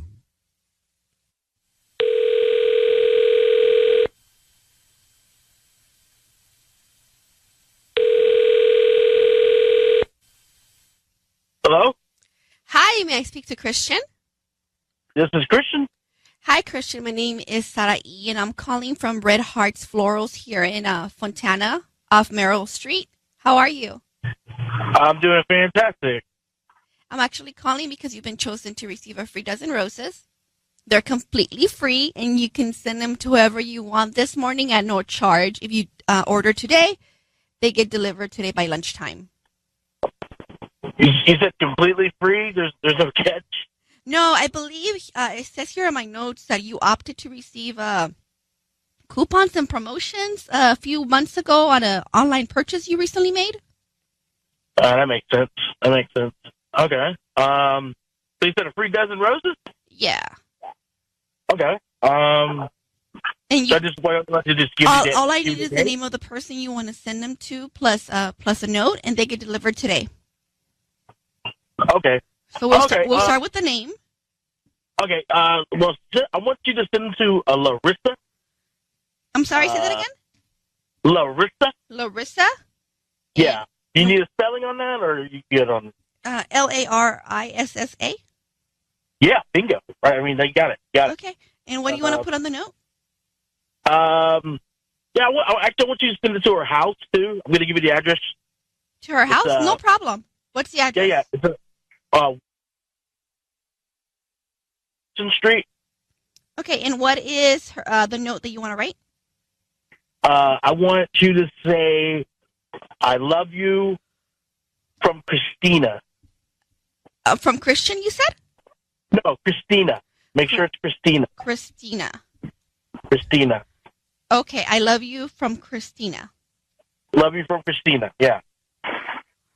Okay, and do you want red or white roses? Doesn't matter. Christian, it's Ryan Seacrest. I need you to know your voice is being broadcast on the radio right now. I have your wife, Kelly, on the phone. Who is Larissa? I'm sorry. I believe you got the wrong number. No. Hold on one sec. Don't hang up. Hello? Are you there? Hello? Oh, he's Christian. gone. Christian, call him back, Patty. Dial him back. Kelly, is Larissa the coworker's name? Yeah, Larissa. Yeah. Well, who's Christina? Well, it's his code name. He is saying he's Christina, so in her phone he's Christina, and he just sent Larissa, "I love you," from Christina. That way the boyfriend doesn't find out it's Christian. Gosh. I mean, Kelly, he's caught red-handed. Hold on, I'm trying to call him. I'm trying to call him back. He's caught red-handed. I don't know what to do with this. Well, you need to get to your husband.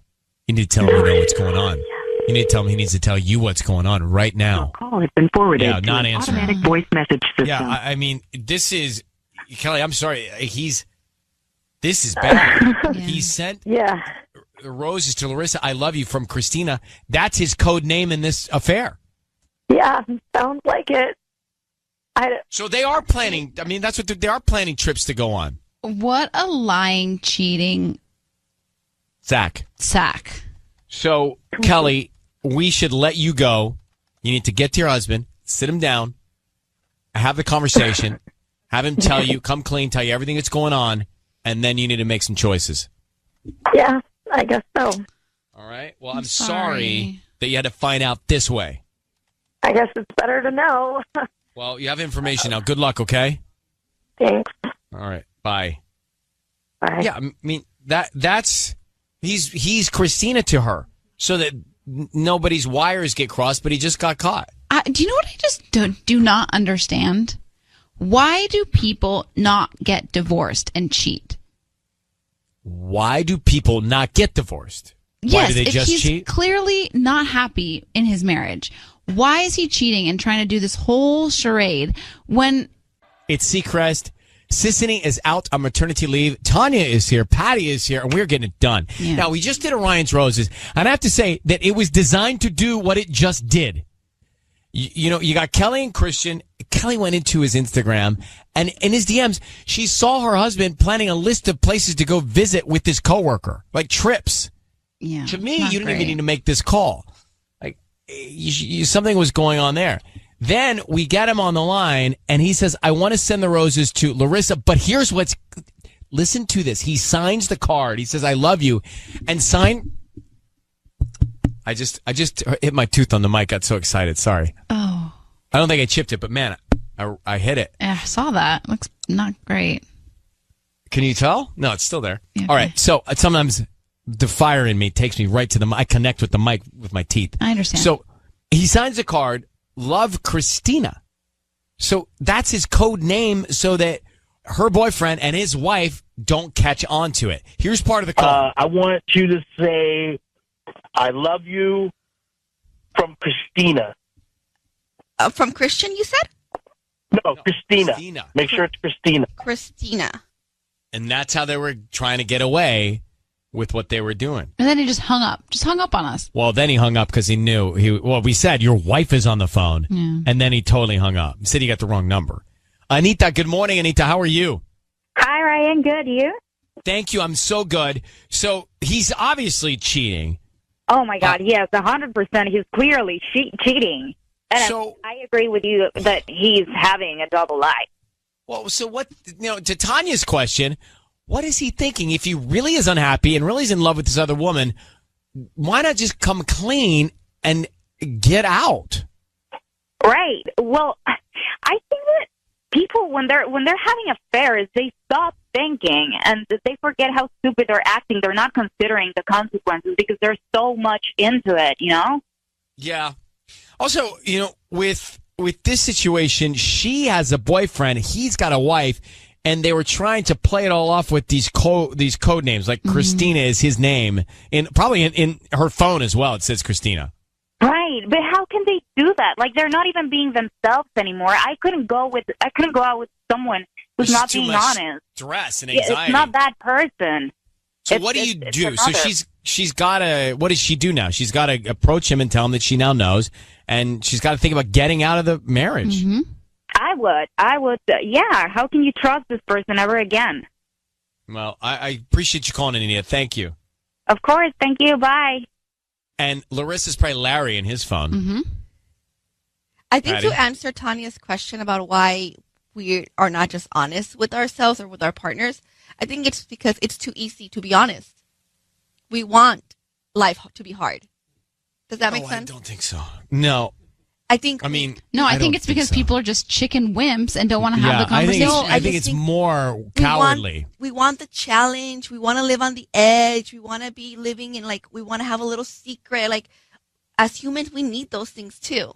I think unfortunately, we use cheating as one of those ways to get that in our lives. Like, they need to have. Some people jump off planes. I did that once. That's the last time I'm doing that. So there's ways we get the things we need. Okay. Well, for those who are drama-seeking individuals, I see what you mean. Thrill seekers. No, drama seekers. Okay. Maybe thrill seekers. Sure, Fine line. sure. Fine line. Fine line. It's time for Ryan's Roses. Here we go. If it's a public service, if there's an issue in your world, you can't sort it out, come to us and we'll try our best. Dear Ryan and Sissany, we were reading these without you here because they were all coming in as Dear Ryan and Sissany, a lot of them. I kept saying Dear Ryan and Sissany. Every time I say it, I'd look up, there'd be your chair. Aww. And in it was Tanya. Yeah, she moved in. She did. She did a good job. So it says, my fiance and I are getting married in October. Last weekend, I walked into his room and I saw a bra next to his bed. I confronted him immediately because it clearly wasn't mine. He played dumb. He acted like he thought it was mine. She says, Ryan, I am a D, and this was an A. Oh, okay. D cup. Oh, sorry. I didn't even understand that. Okay. Yeah.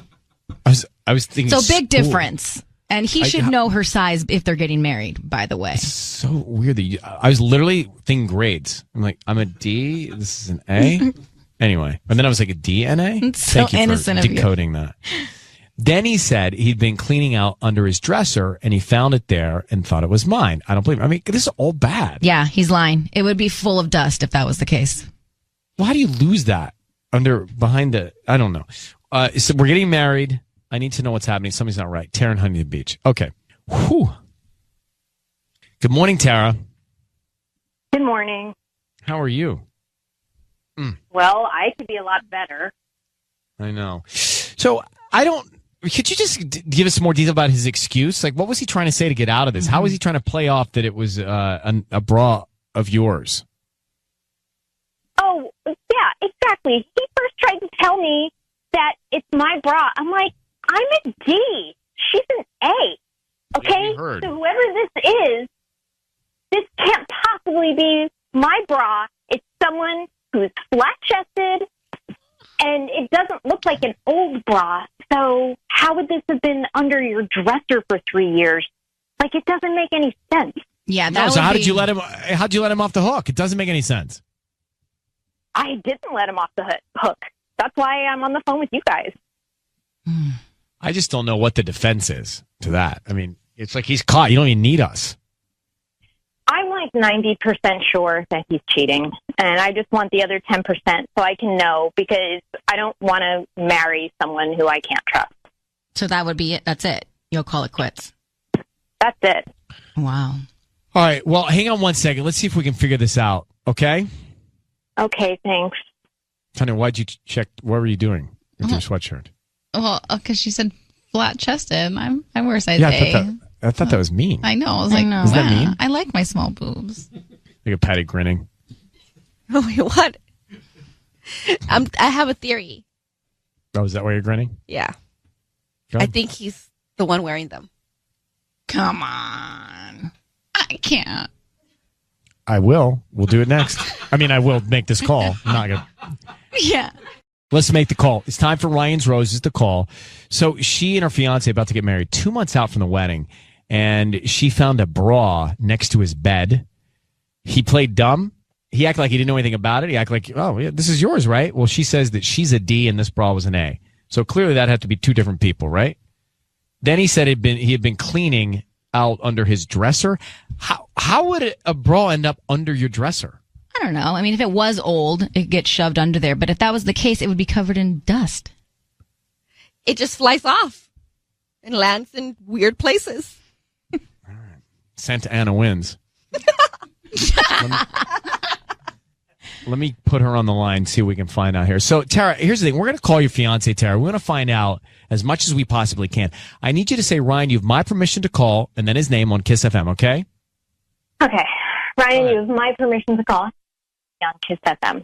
We're going to call him, offer him some roses, stay very quiet. We're going to find out who he sends them to and what he puts on the card, okay?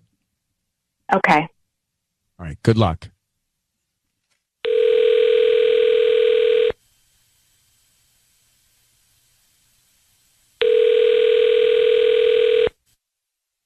Hello? Hi, is this Henry?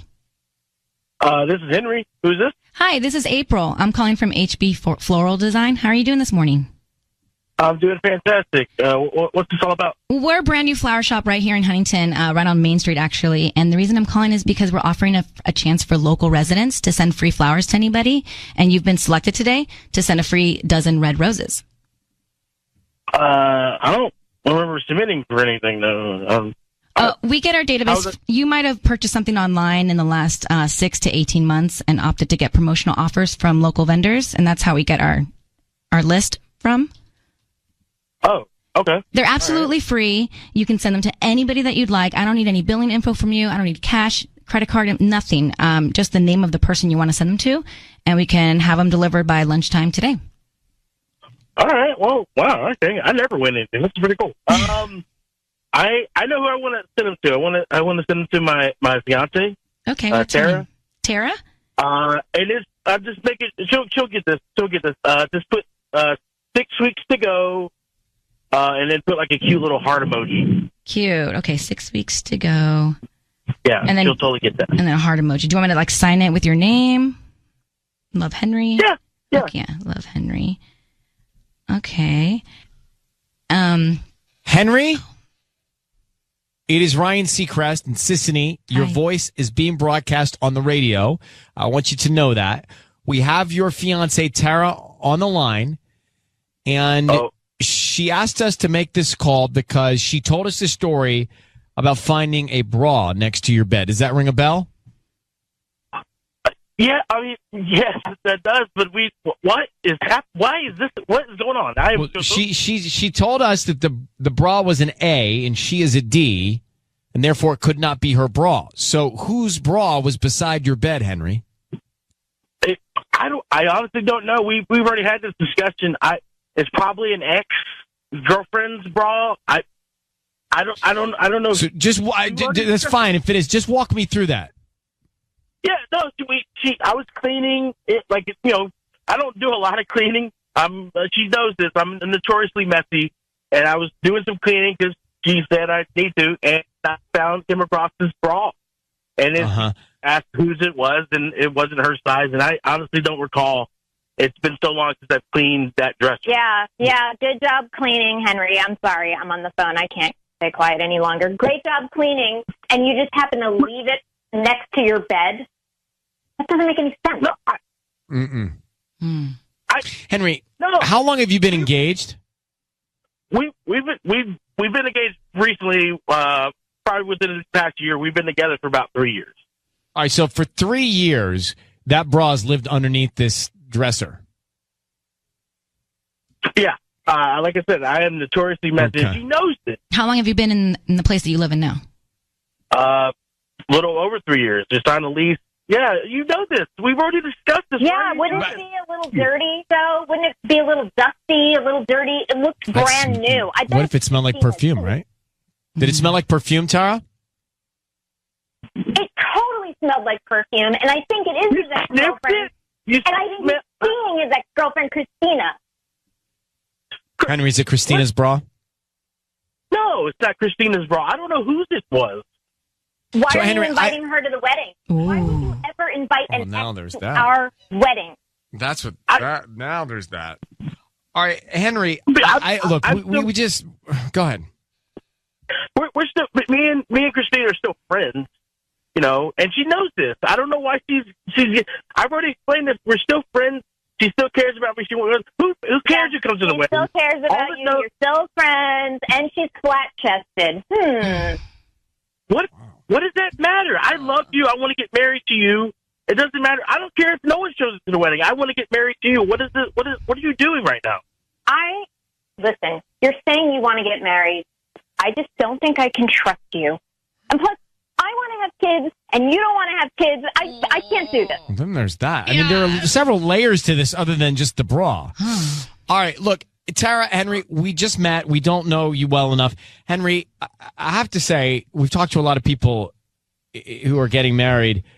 It seems a little strange that bra lived under your dresser for 3.5 years.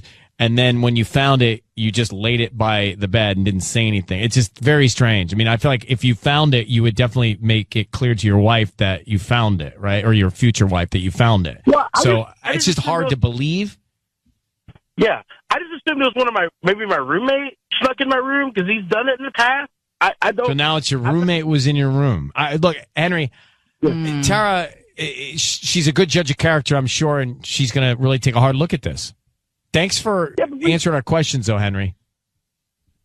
All right, no problem, Ryan. All right, bye. And Tara, I think you have a problem. I'm not so sure. It just doesn't add up. You keep changing the story. What is it, Tanya? Oh, he sent the flowers to her. 6 weeks to go, heart emoji. Yeah, but there was a bra from another woman in the bedroom.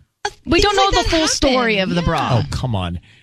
That accessory is living under a dresser for 3 years and 12 months, or that'd be 4 years. So 3 years and 3 months. Something like that has happened before to me in the past, but not a bra. It was underwear, and it turned out it was totally benign. I believe him. He kept changing his story, though. Yeah. It was shifty. Tara, just look, you'll be a great judge, but take a good look at that, okay? Thank you for reaching out to us. Thank you. I'm just thankful because I almost married the wrong guy, and it's fine. Thank you. All right. Take care. my observation is this is beyond the bra for Tara. This is about the kids. Yep. This is about the ex. This is about other things other than just finding that accessory. But I don't know that I believe him, honestly. Sissany, do you? I'm on the fence, and I'm almost thinking, what if Tara actually placed this bra there because she wanted out of the relationship? Because she didn't want those other things to be the reason. Yes. We've become so cynical during this show. So many people actually think what you thought, Sissany, that maybe she planted the bra. I don't know if that's a good thing or bad thing that they think like that. Well, let me grab Nellie. Good morning, Nellie. How are you in Eastvale? We might be on mute because she was holding for a minute. Nellie, are you there? I am here. Hi, Ryan. How are you? Hi. It's so interesting how long it takes to get off mute. It's kind of like it's like a 9-second thing. Yeah. So you believe that Tara planted the bra? I do. He just sounded so sincere and lost in regards to the bra thing, and she suddenly wants kids. He doesn't. And it just sounded like she's trying to backpedal on getting cold feet. She just offered up too much information. She just kept like blurting out all these other things about the kids and this. And then she was like, glad, thank you for, determining this for us. Yes. Or for me. Wait, so I just want to understand this, Nellie. So you're saying that she went and purchased another bra, not her size. She messed with it to make it look used or worn. And then she threw it down and said, what is this? I don't know. It just sounded that way to me. And she even said that the bra was new. She made mention that the bra was new. Too much detail. Yeah. Too much detail. All right, good ear. How did you know? Good ear. Well, thank you for calling. We'll come back. Did we actually thank you? Did we actually just get them like unmarried and her out of her wedding? No, we didn't do anything. Thank you. I've missed you. Because Tanya doesn't say that. No, she's like, we did everything. Yeah, we messed up their marriage. Oh, gosh. Yeah. August 30th. I'm looking at these calls coming in from the Ryan's Roses a few minutes ago. And if you missed, I'll bring you up to speed. But I think the conversation might need to evolve into what great lengths have you gone to get out of your relationship? Ooh. Especially if this bra was planted.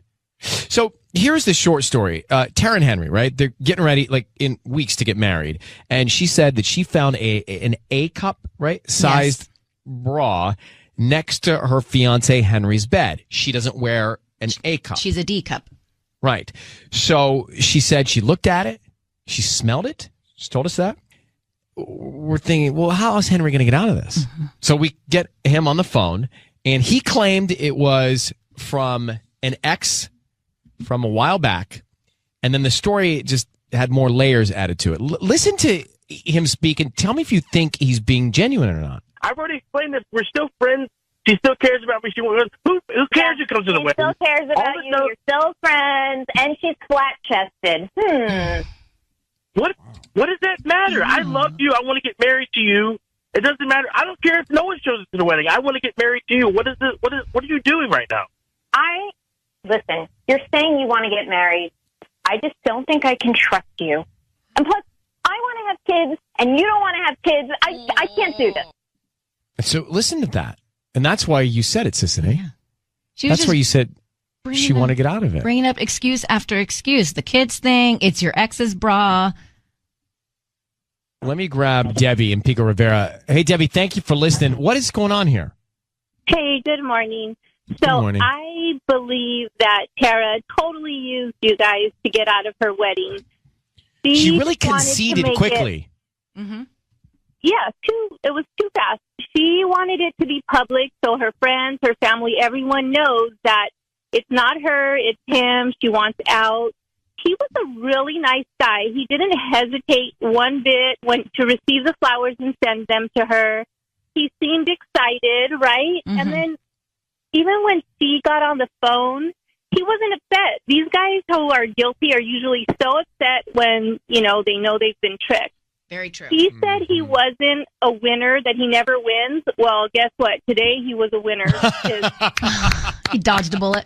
Wow. Yeah, totally. how, when I listen back to it now, and when I play that clip back, I hear how quickly she just decides to throw in the towel. And that is why Sissany suggested that she planted the bra. Yeah, I think. All right. Thanks for calling. Jenny, this happened to you in L.A.?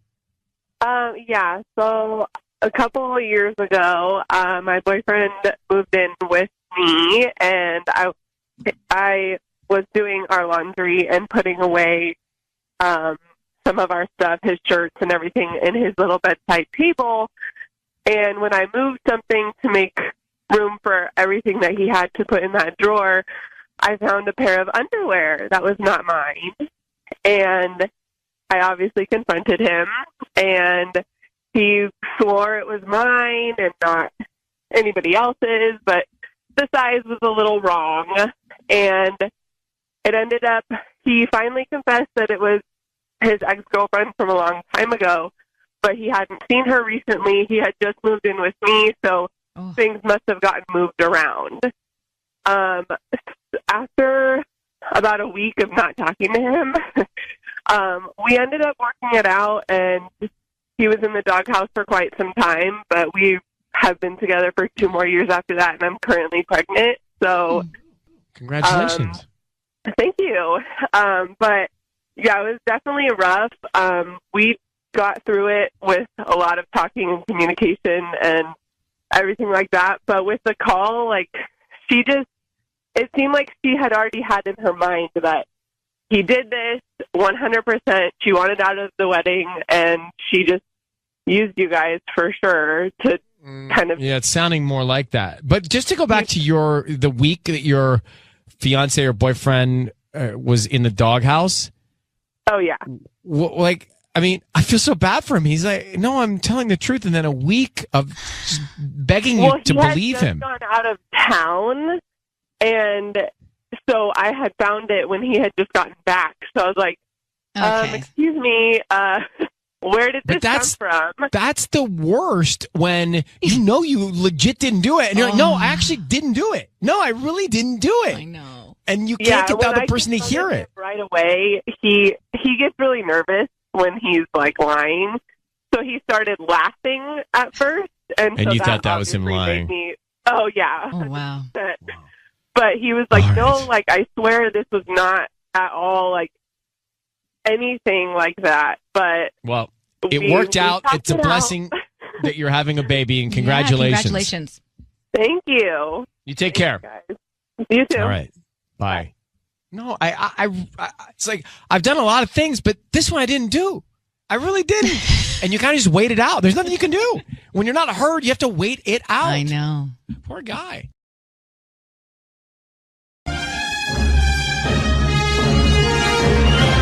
Ryan's Roses. This is really interesting. Yes. And I don't know how it's going to go. Uh-huh. But let me tell you what happened. So we got this email. It says, Ryan and Ellen, my husband and I have been married for a little over 4 years. I've been feeling that something is wrong with us. Oh. There are little things that I've noticed recently. He's constantly sending and receiving text messages. He added a password to his phone, and I know it's because he doesn't want me to look at it. Oh. The other day when I was in the shower, I was able to get to the phone before it locked and saw some dating apps that he had downloaded. I didn't look anymore because I got scared. Oh, you should have gone full investigation. I'm scared, but I need to know what's going on. That's Karen in Santa Monica. So we have Karen on the line. And what we did is we had Tanya go on this dating app and basically fish for him. Okay. And she found him. Oh. So Karen, she did engage. I don't know how much you know yet, Karen, but she did engage with your husband. Wow. Okay. And I have their first exchange. I'm just going to read it because we're going to call him, and he's expecting her call. So we're going to that call is going to be Tanya on the air here. So let me read this exchange. It says, your husband says to Tanya, you're a stunning woman, and you look like you know how to have fun. Are you in the fashion industry? That's what he says to Tanya. So Tanya says, haha, you're sweet, and you're not so bad yourself. What are you up to? Your husband says, I suppose I should go to the gym tonight, but I'd rather see you. Tanya says, tonight's no good, but I do want to see you. What's your number? Your husband gives out his number. Tanya says, I'll call you tomorrow. Let's get together this weekend. Your husband says, I can't wait. Ew. So, I mean, he's guilty. Karen. Already.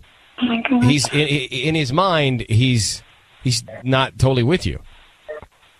So we're going to call him and we're going to address this head on with him now. Tanya's actually going to make the call to him and talk to him for a little bit. And then we're going to tell him what's happening. But Karen, I need you to say that we have your permission to call whatever your husband's name is on Kiss FM. You absolutely have my permission to call my husband on Kiss FM. What's your reaction to this exchange? Yeah. I'm devastated.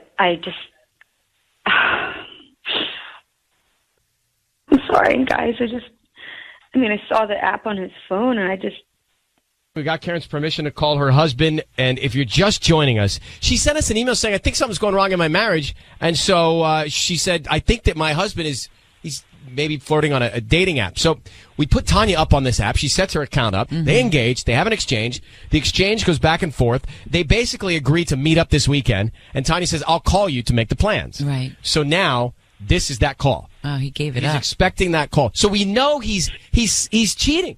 He's cheating. Mm-hmm. He's psychologically cheating. I mean, what's the difference, right? If you're flirting with someone on a dating app and you're married, that is not committed to your spouse. But what number is Tanya on this flirting expedition? How many is he engaging with? Don't know. And we don't know that he hasn't. But he's all of a sudden available this weekend to meet up with Tanya. Right. So we're calling him now.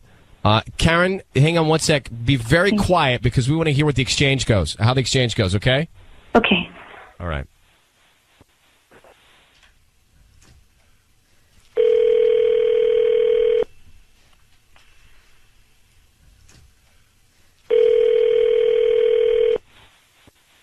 Yeah, hello, this is Andrew. Hi, Andrew. It's Tanya. Hey, Tanya. Hi. I'm sorry to call you this early. No. Is this a bad time? No, it's just I wasn't expecting your call. What are you doing? Just getting ready for work. Where do you work? I work in Santa Monica at a brokerage firm. I live over on the west side. Oh, you do? Uh-huh. We should get a drink this weekend if you're around. Yeah. Yeah, that sounds great. What day were you thinking? I mean, do you work on the weekends? My schedule's flexible. I mean, there's a lot of I could work around it. Yeah. What day is good for you? Saturday would be great for me. Saturday? Yeah, Saturday night for drinks. Andrew, it's Ryan Seacrest and Ellen K. Hi. Yeah, I need you to know your voice is being broadcast on the radio, and your wife, Karen, is on the phone. What are you doing making plans to meet Tanya as a married man? Andrew, are you there? Andrew. Karen, are you there? I'm here. Karen. I think he's hung up. Did he hang up? Yeah, he's gone. Okay, Oh my so God. was that your husband? Was that his voice? Yes. Well, there's a big problem Yeah, here. Number one, huge. we saw this coming with the exchange. I mean, the exchange that Tanya and your husband had, that is not okay. Is that what he does? Is he work at a brokerage firm on the west side? Yeah, he does actually. And I can't- he acted like he had no commitment in the Yeah, world. like he's whatever. My at schedule's home flexible. I can do getting ready. whatever. And he's Yeah. going to meet with her this weekend. And then he hung up on us. This is so humiliating. This just makes me wonder how many married guys or girls are doing this. And how many times has he done it? I mean, Karen, have there been weekends where you've been like, that's a red flag. Yeah, That's and weird. Why is Tanya, he how many here with me? exchanges did you have? You didn't have that many exchanges with the guy to make plans. Yeah, no. I don't know. I mean, I've noticed that, a lot of the time recently he just disappears and I don't see him for hours. Well, Tanya's never met him, so it's not right. So it's not her. It's not her. She hasn't No. met him yet. Oh, But I know. I mean, that was remarkable how quickly he just jumped in and made plans. What would you guys be doing this Saturday? Wouldn't you be together? Like, where does he think what's his alibi? I don't know, but we have plans this weekend. I mean, So you have plans this So weekend. how would he so he's break going to have to them? break the plans. I'm sorry. Karen, we're gonna let you go. You need to. I don't know. You need to track him down right now. Good luck. Okay. Okay. Thanks a lot. Okay. Bye. Bye. I mean, come on. First of all, Tanya, I don't know about your game. Yeah. Oh. Excuse me. You barely could get a word out. No, that's how you're supposed to play cool. No, that was not. I don't know how cool that was. That was really cool. That was not cool for the summer. Excuse me. I All get right. a lot of dates. Thank you very much. Oh, that's remarkable, too.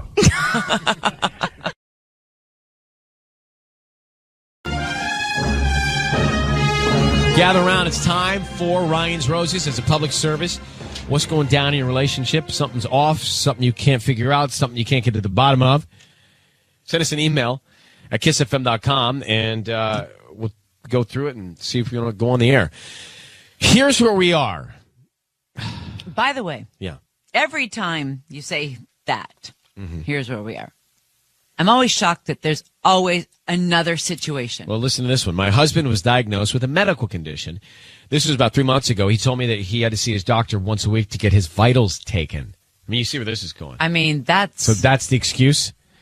Anyway, I was obviously concerned and even started changing our diet at home, but now I'm thinking he's lying to me about it. I don't even think he's going to the doctor like he claims at all. I found some receipts in his wallet from lunches that are at times he claims to be at the doctor's office. Okay. Can't imagine he would lie about something like this. It's just sickening. I'm torn. I need some help. If you're in a marriage and you get news like that, you're at the doctor with your spouse and you're worried to death and you are living to find out how you can help that person. Yeah, but just like the thought of using that as an excuse is such diabolical karma. Mm-hmm. Let me grab Christine. Christine, I mean, you know this guy, your husband's character. You really think he's capable of lying about something like a medical condition to cheat? I do. I've been with for so long. This place that we're living in, I don't have any girlfriends. He has friends that he goes to the bar with, and that's fine and stuff. And we've never really had problems with trust, but. Yeah. Did he tell you what the medical condition is, or? He did. He told me that it was high blood pressure, and that he had to go to the doctor and get it checked, like, regularly, like, every so often. And so he would have these scheduled times that he would leave and tell me that he was going to the doctor. Okay. How long have you been married? 15 years. 15 years. Kids? Yep, 3. 3 kids. 15 years, 3 kids. That's a lot of history. We don't need any more information. Christine on the line, married 15 years, 3 kids. She says her husband was diagnosed with a medical condition, but now she thinks that he's lying about having to go to the doctor every week to have his vitals checked. You found receipts from lunches during doctor's appointment times. Anything else? Like, did you find anything else that would make you think he's seeing a woman during the times of his doctor's appointments? Well, I mean, the only thing was that when obviously the receipts were food for 2. Like, he wasn't eating alone, and I just feel like, I don't know. I just feel like I've never had this problem before with him, and I'm not sure, if he's capable of lying, but I feel like, he's distancing himself further away from me. Okay. We're going to bring Patty in. Patty's going to offer him some roses. Here's the thing. Patty's going to offer him some flowers, and we want to find out who he sends them to and then what he writes on the card, okay? Okay. All right. I need you to say, Ryan, you have my permission to call, and then whatever his name is on Kiss FM. Okay. Go ahead. Brian, I have permission for you to call him on Kiss FM. What's his name? Okay. We're going to call him now. All right. Let's give him a call.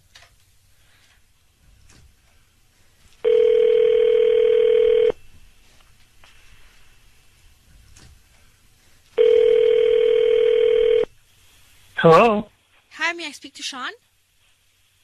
Speaking. Sean, hi, my name is Patty. I'm calling from Parties and Flowers. Hello. Okay. How hi, can I help you? I'm calling because you've been chosen to receive a free dozen roses. They're completely free, and you can send them to whoever you want today at no charge. I'm also including free delivery as well. And like I said, you can send them to whoever you want today. And we're also including a nice note. You get free 12 beautiful roses in red roses. And okay. They get delivered today by 6 p.m. to wherever you want to send them. Okay. Sure. Yeah, why not? Okay, so let's start with just the basic information. Who do you want to send these to? The first name is going to be Lily. Lily? And what do you want is Lily? Sean, I need you to know that your voice is being broadcast on the radio. Christine, your voice is also on the radio. Please be aware of your language. Sean, it's Ryan Seacrest and Ellen Kay. Hi, Sean. Your wife has asked us to call you because she thinks that you don't have a medical condition and you're not going to see a doctor. You're seeing another woman. Who is Lily? Who is Lily? You're sending her roses? Who is this? Who is this? Are you serious? We've been married 15 years. No, I don't know what you're talking about. Like this. No, you just sent flowers to Lily. What were you going to say on No, the note? no, you misunderstood me. I said I wanted the flowers to be Lily. Oh my God, you are so full Sean, of it. Seriously? Sean, just Oh, stop. my Just God. stop now. Are you having an affair? Are you seeing another woman when you're allegedly at the doctor's office? We have receipts from you at lunch with a woman. What's the story? No. I have high blood pressure. I just go out to lunch after the doctor. That's all it is. Who do you go to lunch with? Yeah, because the receipts are not just for you. There's food there for more than one person. Well, that's just because we eat like stuff I don't like at home Who's anymore. we? So Oh I my eat God. a lot of food. Sean, who are you seeing for lunch? I'm seeing myself. Who's Lily? Where do you know Lily from, and what were you I going don't to say know on the Lily. I card? know- You're such a liar. No. Seriously, you are such a liar. Like, I can't believe this. I don't- I cannot believe this. After 15 years, you're going to send roses to some woman. I have no idea where you met her. I don't know what you think you heard, but it's not. Oh, really? Okay, because you didn't say, I'll send the roses to Lily. Sean, you're giving me high blood pressure listening to these lies. You are sending the flowers to another woman. Who is Lily? It's not. The Lily's not anyone. It's not. It doesn't exist. Come on. I'm sitting here. I just heard you say it. Sean, why do you want to be a liar? I'm not a liar. You had me worried, sick. You going to the doctor, and every time you went to an appointment, I was just on my toes waiting for you to come back and tell me that everything was okay. It's not whatever. It's not what you sound like it is. It's not what it sounds like No. it is. Oh, You sound like an idiot. Oh my God. No, it's like I said. It's you didn't hear right. We did, Okay. Sean. Yeah, we didn't we misunderstand. did. You clearly said that we could We're probably wasting have time our to pull time. it back up by now. Yeah. The first name is Lily. Sean, we're going in circles. Your wife believes you're cheating on her. Your wife believes you're lying about this medical condition and these doctor's appointments. So something is off in your relationship, and now you've sent flowers to a woman named Lily. Clearly, there's something going on. So you probably should stop spinning and start telling the truth. It's nothing that I want to broadcast on the radio. Like I think this is between my wife. That's fine. I'll take you off the air. Between you and me anymore. I'll take you both off the air. Thank you. And we'll move on.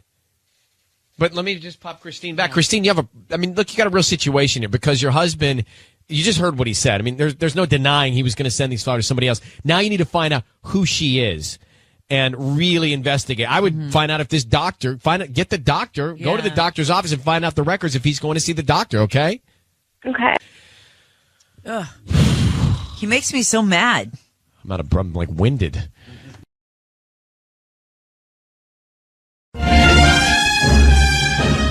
It's time for Ryan's Roses. Here we go. Dear Ryan and Sissany, my husband has been distant, uninterested, and secretive lately. The other night he stayed out till 2 a.m. without calling, which he's never done. He said he was out with the guys and they were just having fun and he lost track of time. I know he's lying. It's Mandy in Cerritos. Mandy, thank you for coming on in Cerritos. You say in your email, you know he is lying. How do you know? Well, we've never really had this. He's been very secretive. He's just like he's being very vague. I don't know. He's been staying out late. One time he even stayed out till 2 a.m. and didn't call me. He's acting out of character, and I mean, he says he's just out with the guys, but I don't know. It's just getting my Do gut you doesn't know feel who he right. might be with? Do you have an idea who the woman is, if it's another woman?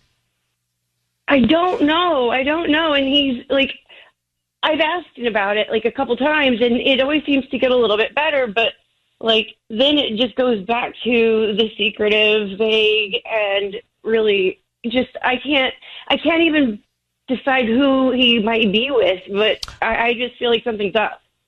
Well, let's see if we can find out what is up. Hang on 1 second. We will make the Ryan's Roses call to your husband next. See if we can find out what's going on at Kiss FM. Here we are, Ryan, Sissany, Tanya, Patty, all of us, Engineer Tubbs, about to make this Ryan's Roses call. Mandy is married. She says her husband's been staying out late, acting out of character. He says he's with his boys. She thinks he's not. Matter of fact, she's positive he's lying. So, Mandy, I need you to say, Ryan, you have my permission to call, and then his name on Kiss FM. Go ahead. Ryan, you have my permission to call on Kiss FM. What's his name? No. Just say... No. Never mind. I can't. No. I can't go through with this. No. I mean, like... I'm sorry. This is just, like, a lot to handle.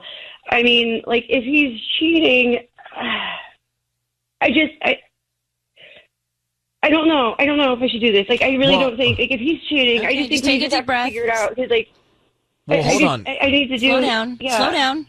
So you Slow said... down. You said already that you know he's lying, all right? So we can put you on the phone to listen to us call him.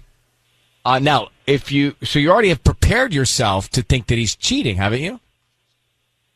I mean, yeah, but I mean, it's just like it's just so much to actually. If he's actually doing it, I don't know. I mean, I'm so sorry. Like, I'll forgive him. I just don't know how to do this. I mean, okay. So I'm sorry. No, look, Mandy, we're not going to do it if you don't want to do it. Don't worry about that. I'm just curious. So you are so nervous to find out that he might be cheating on you that you don't want to call him. I understand that. Yeah, I mean, like, cause I don't know. I've never done this before. I've never had to go through this. Like, we have a 4-year-old. Like, I don't know. Like, I just rather like put the pieces together, but not know. I'm sorry. I wasted your time. I'm so sorry. Mandy, not a waste of do time. this. You take good care of yourself, okay, Mandy? And good luck. Okay. All right. I'm Bye-bye, so Mandy. sorry. Talk to him. Don't worry. Talk to Bye-bye. him. Bye-bye. I don't blame Mandy. I would never want to do this. Yeah. Yeah. So I don't want to. She hasn't confronted him. You know, this is kind of a last resort situation. So if she hasn't confronted him yet, maybe go that route. She did, didn't she? She did say she would forgive him if she found out he was, didn't she? Yeah. So she said they have a in 4-year-old her mind, she thinks something's going on, and she's already decided that if it is, she would forgive. So that's complicated. Again, maybe it's a narrative she's creating. Maybe it isn't real. Maybe not. We don't know. So do you think she's going to talk to him? Or do you think she's just going to ignore it and try to live her life? Ignorance is bliss. No, I think she's going to be acting not herself, and so it's going to come up somehow. Because based on the way I just heard her, I don't know if she'll address it head on immediately, but I think she might. The conversation is going to come up. That's what I think. Right. Hey, Whitney, thank you for holding on here for a second. So go ahead. You heard Ryan's Roses, or what was about to be Ryan's Roses. Yeah. So honestly, like I'm surprised that this doesn't happen more often with people. Like, I mean, how do you call your husband out on the radio and expect to come back from that? So like, let's say he is cheating and you're calling him out publicly. Like you're both losing. No one's winning. And then like, don't they have a kid? So wouldn't she kind of feel stuck in the position she's in? You don't want. I mean, look, I go two ways on this. One way I go is, to not know may keep you sane, but then to know may get you sane, right? Right, agreed. So, like, here she is. She's calling in. She wants to find out information. She wants to know if it's really happening or not. But then last minute, she decided she'd rather not know. So, like, I'm surprised that doesn't happen more, where, like, they think something's happening and then they just don't want to know because they just want to be secure in what they have and go on with life. I have to say, I mean, I could understand that. I'm surprised it doesn't happen more often as well. But look, Mandy, she noticed her husband was acting strange. She got on the phone. Then she said, look, I can't go through this. And she said on the air, hey, if I found out he was cheating, I would forgive him. Right. She says that, but will she even find out? Because she's not willing to find out. Boy, forgiveness is a hard one when it comes to infidelity, because I think if you decided to make the choice and make up your mind that you were going to try and forgive, can you ever forget? Yeah. And if not forgetting, do you ever forgive? I mean, that's a hard one. Depends. We don't really know her situation. You know, she's got this kid. Who knows? Like, some people might be able to forget, depending on, you know, what's going on around the house. What's her security like financially? There's so many different factors. I will tell you one thing that's true, Whitney. This show emotionally depletes me. It emotionally depletes I hear you. Yeah, walking down these paths. All right, well, go. Whitney, thank you for listening to us. You go ahead and have a great day. You too. Thank you. Bye-bye. Like, you get done, it's 10 o'clock, and you're like, why am I Why am I drained? It's emotionally depleting. Well, OPP.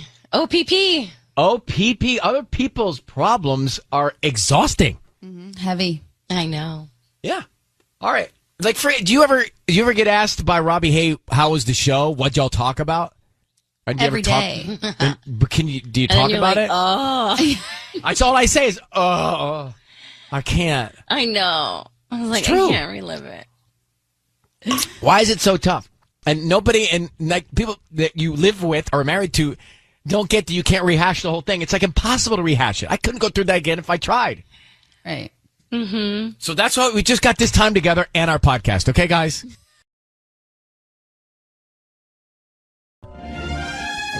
Everybody gather in. It's time for Ryan's Roses. It's public service. Here we go.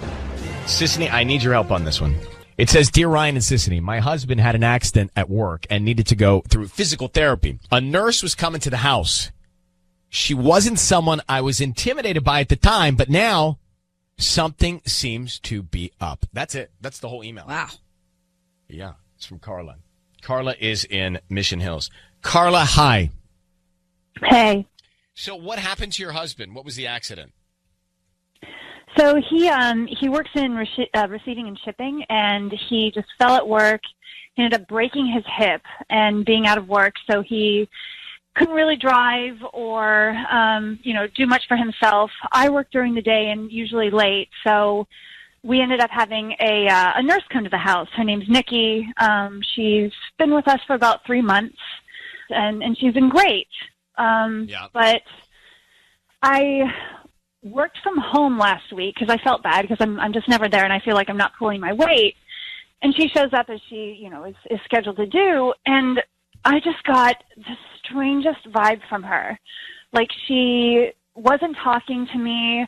I would try to make small conversation. She would just kind of give me one-word answers, wouldn't look me in the eye at all, and was just acting really, really strange. And, I'm not really...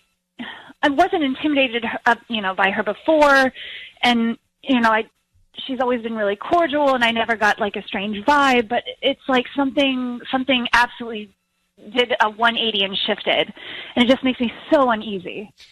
Well, it sounds to me like she's conveying guilt. Mm-hmm. I mean, yeah, that's kind of what I gathered, but I'm just my mind goes to the worst, of course. How is she when she's interacting with your husband? Are they flirting, or do they have inside jokes?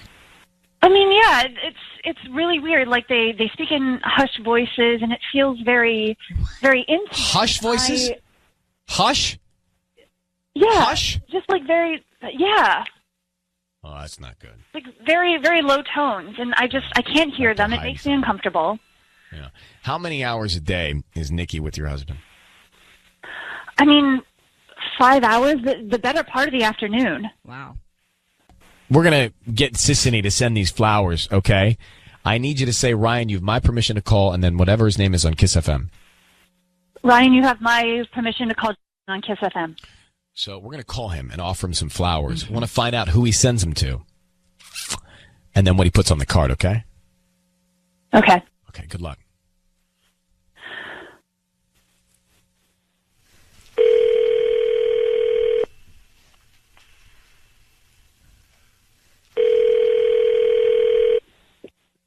Hello. Hi, I'm looking for Justin. This is him. Hi, Justin. My name is Leslie. How you doing this morning? I'm doing okay. How are you? I'm good. Thank you for asking. I'm calling from Precious Blooms. We're a new flower shop here in Mission Hills, actually right off the 405. And I'm calling because we're giving away a free dozen red roses today. Oh, why am I?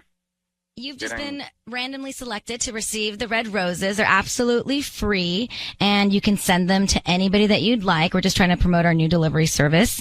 And I don't need any credit card information from you or billing info.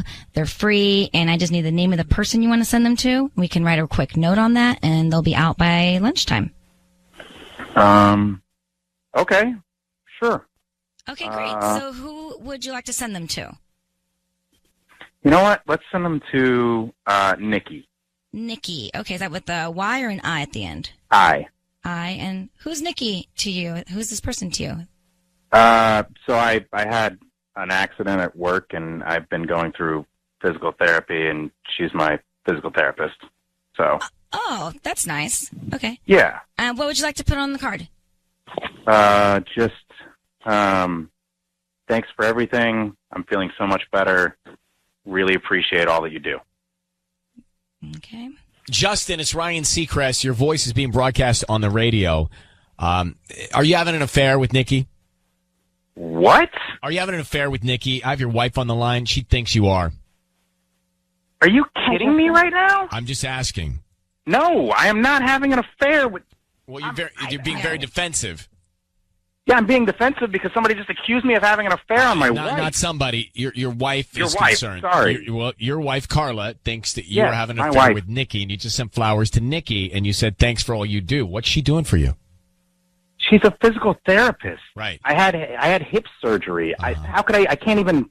I can barely even get out of bed. Like, I'm barely started to walk. How could I be having an affair? Justin, don't get upset with the messenger here. Why Sorry, don't you let I'm your sorry. No, you don't have to apologize, but why don't you let your wife explain to you what she's feeling? Sure. What's going on? Justin, you remember last week when I worked from home? Yes. So I tried talking to Nikki, and she was giving me one-word answers, wouldn't engage with me, barely looked me in the eye. Whenever you guys were going over your exercises, you were speaking really, really quietly. I couldn't hear a thing that you were saying. I mean, the whole thing just felt totally bizarre, and I have never felt more uncomfortable in my life, and I feel like something happened, and you're not telling me. Sweetie, no, nothing is happening. We were being quiet because I knew you were working, and I didn't want to disturb you. And if she was being weird, I mean, it's awkward when a woman is there, you know, rubbing on my hip, like doing our physical therapy stuff. Like, no, I'm not. That's ridiculous. I love you. I would never cheat on you. Why would you send the roses to her? I mean, I'm working double hours to try to make ends meet, and you know how much it's killing me that I can't be there. I mean, I know that, and I sent them to her just because I was like, I'm just grateful for the fact that she's been helping me, and she has been around helping me, and it was just a thank you thing. It was just being nice. That's it. I don't know. I will go buy you 24 roses. Like, if this is about some stupid flowers. Like, you know I love you. It's so much more than the flowers, and I can't shake that something happened. Nothing happened. I swear to you. So, Justin, let me just tell you something. Your wife is threatened by Nikki. So we need to do a couple things. One, not send Nikki flowers. Okay, that's not a great move. Two, well, I didn't realize my wife was threatened by Nikki before. Well, but that's why we're here. And two, we need to replace Nikki. Mm-hmm. With like Bruce Absolutely. If that's, something. I mean, if he's available. I think that would make your wife feel better. Carla, true or false? I can't deny it, true. All right, so if you're not cheating, Justin, then let's make these changes, okay? Yeah, get a male. Absolutely. I have no problems doing that. Let's get it done. But we need to talk about where this is also coming from. If it's just Well, you guys should talk about it, but let's get it done. Let's make the change. Okay, done. I'll get on the phone this afternoon. Carla, would that make you feel better? I would be so grateful. Great. Okay, that's a step in the right direction. I'm going to leave it to you guys, okay? Okay. Okay. All right, thank you. I have a solid opinion on this. Mm-hmm.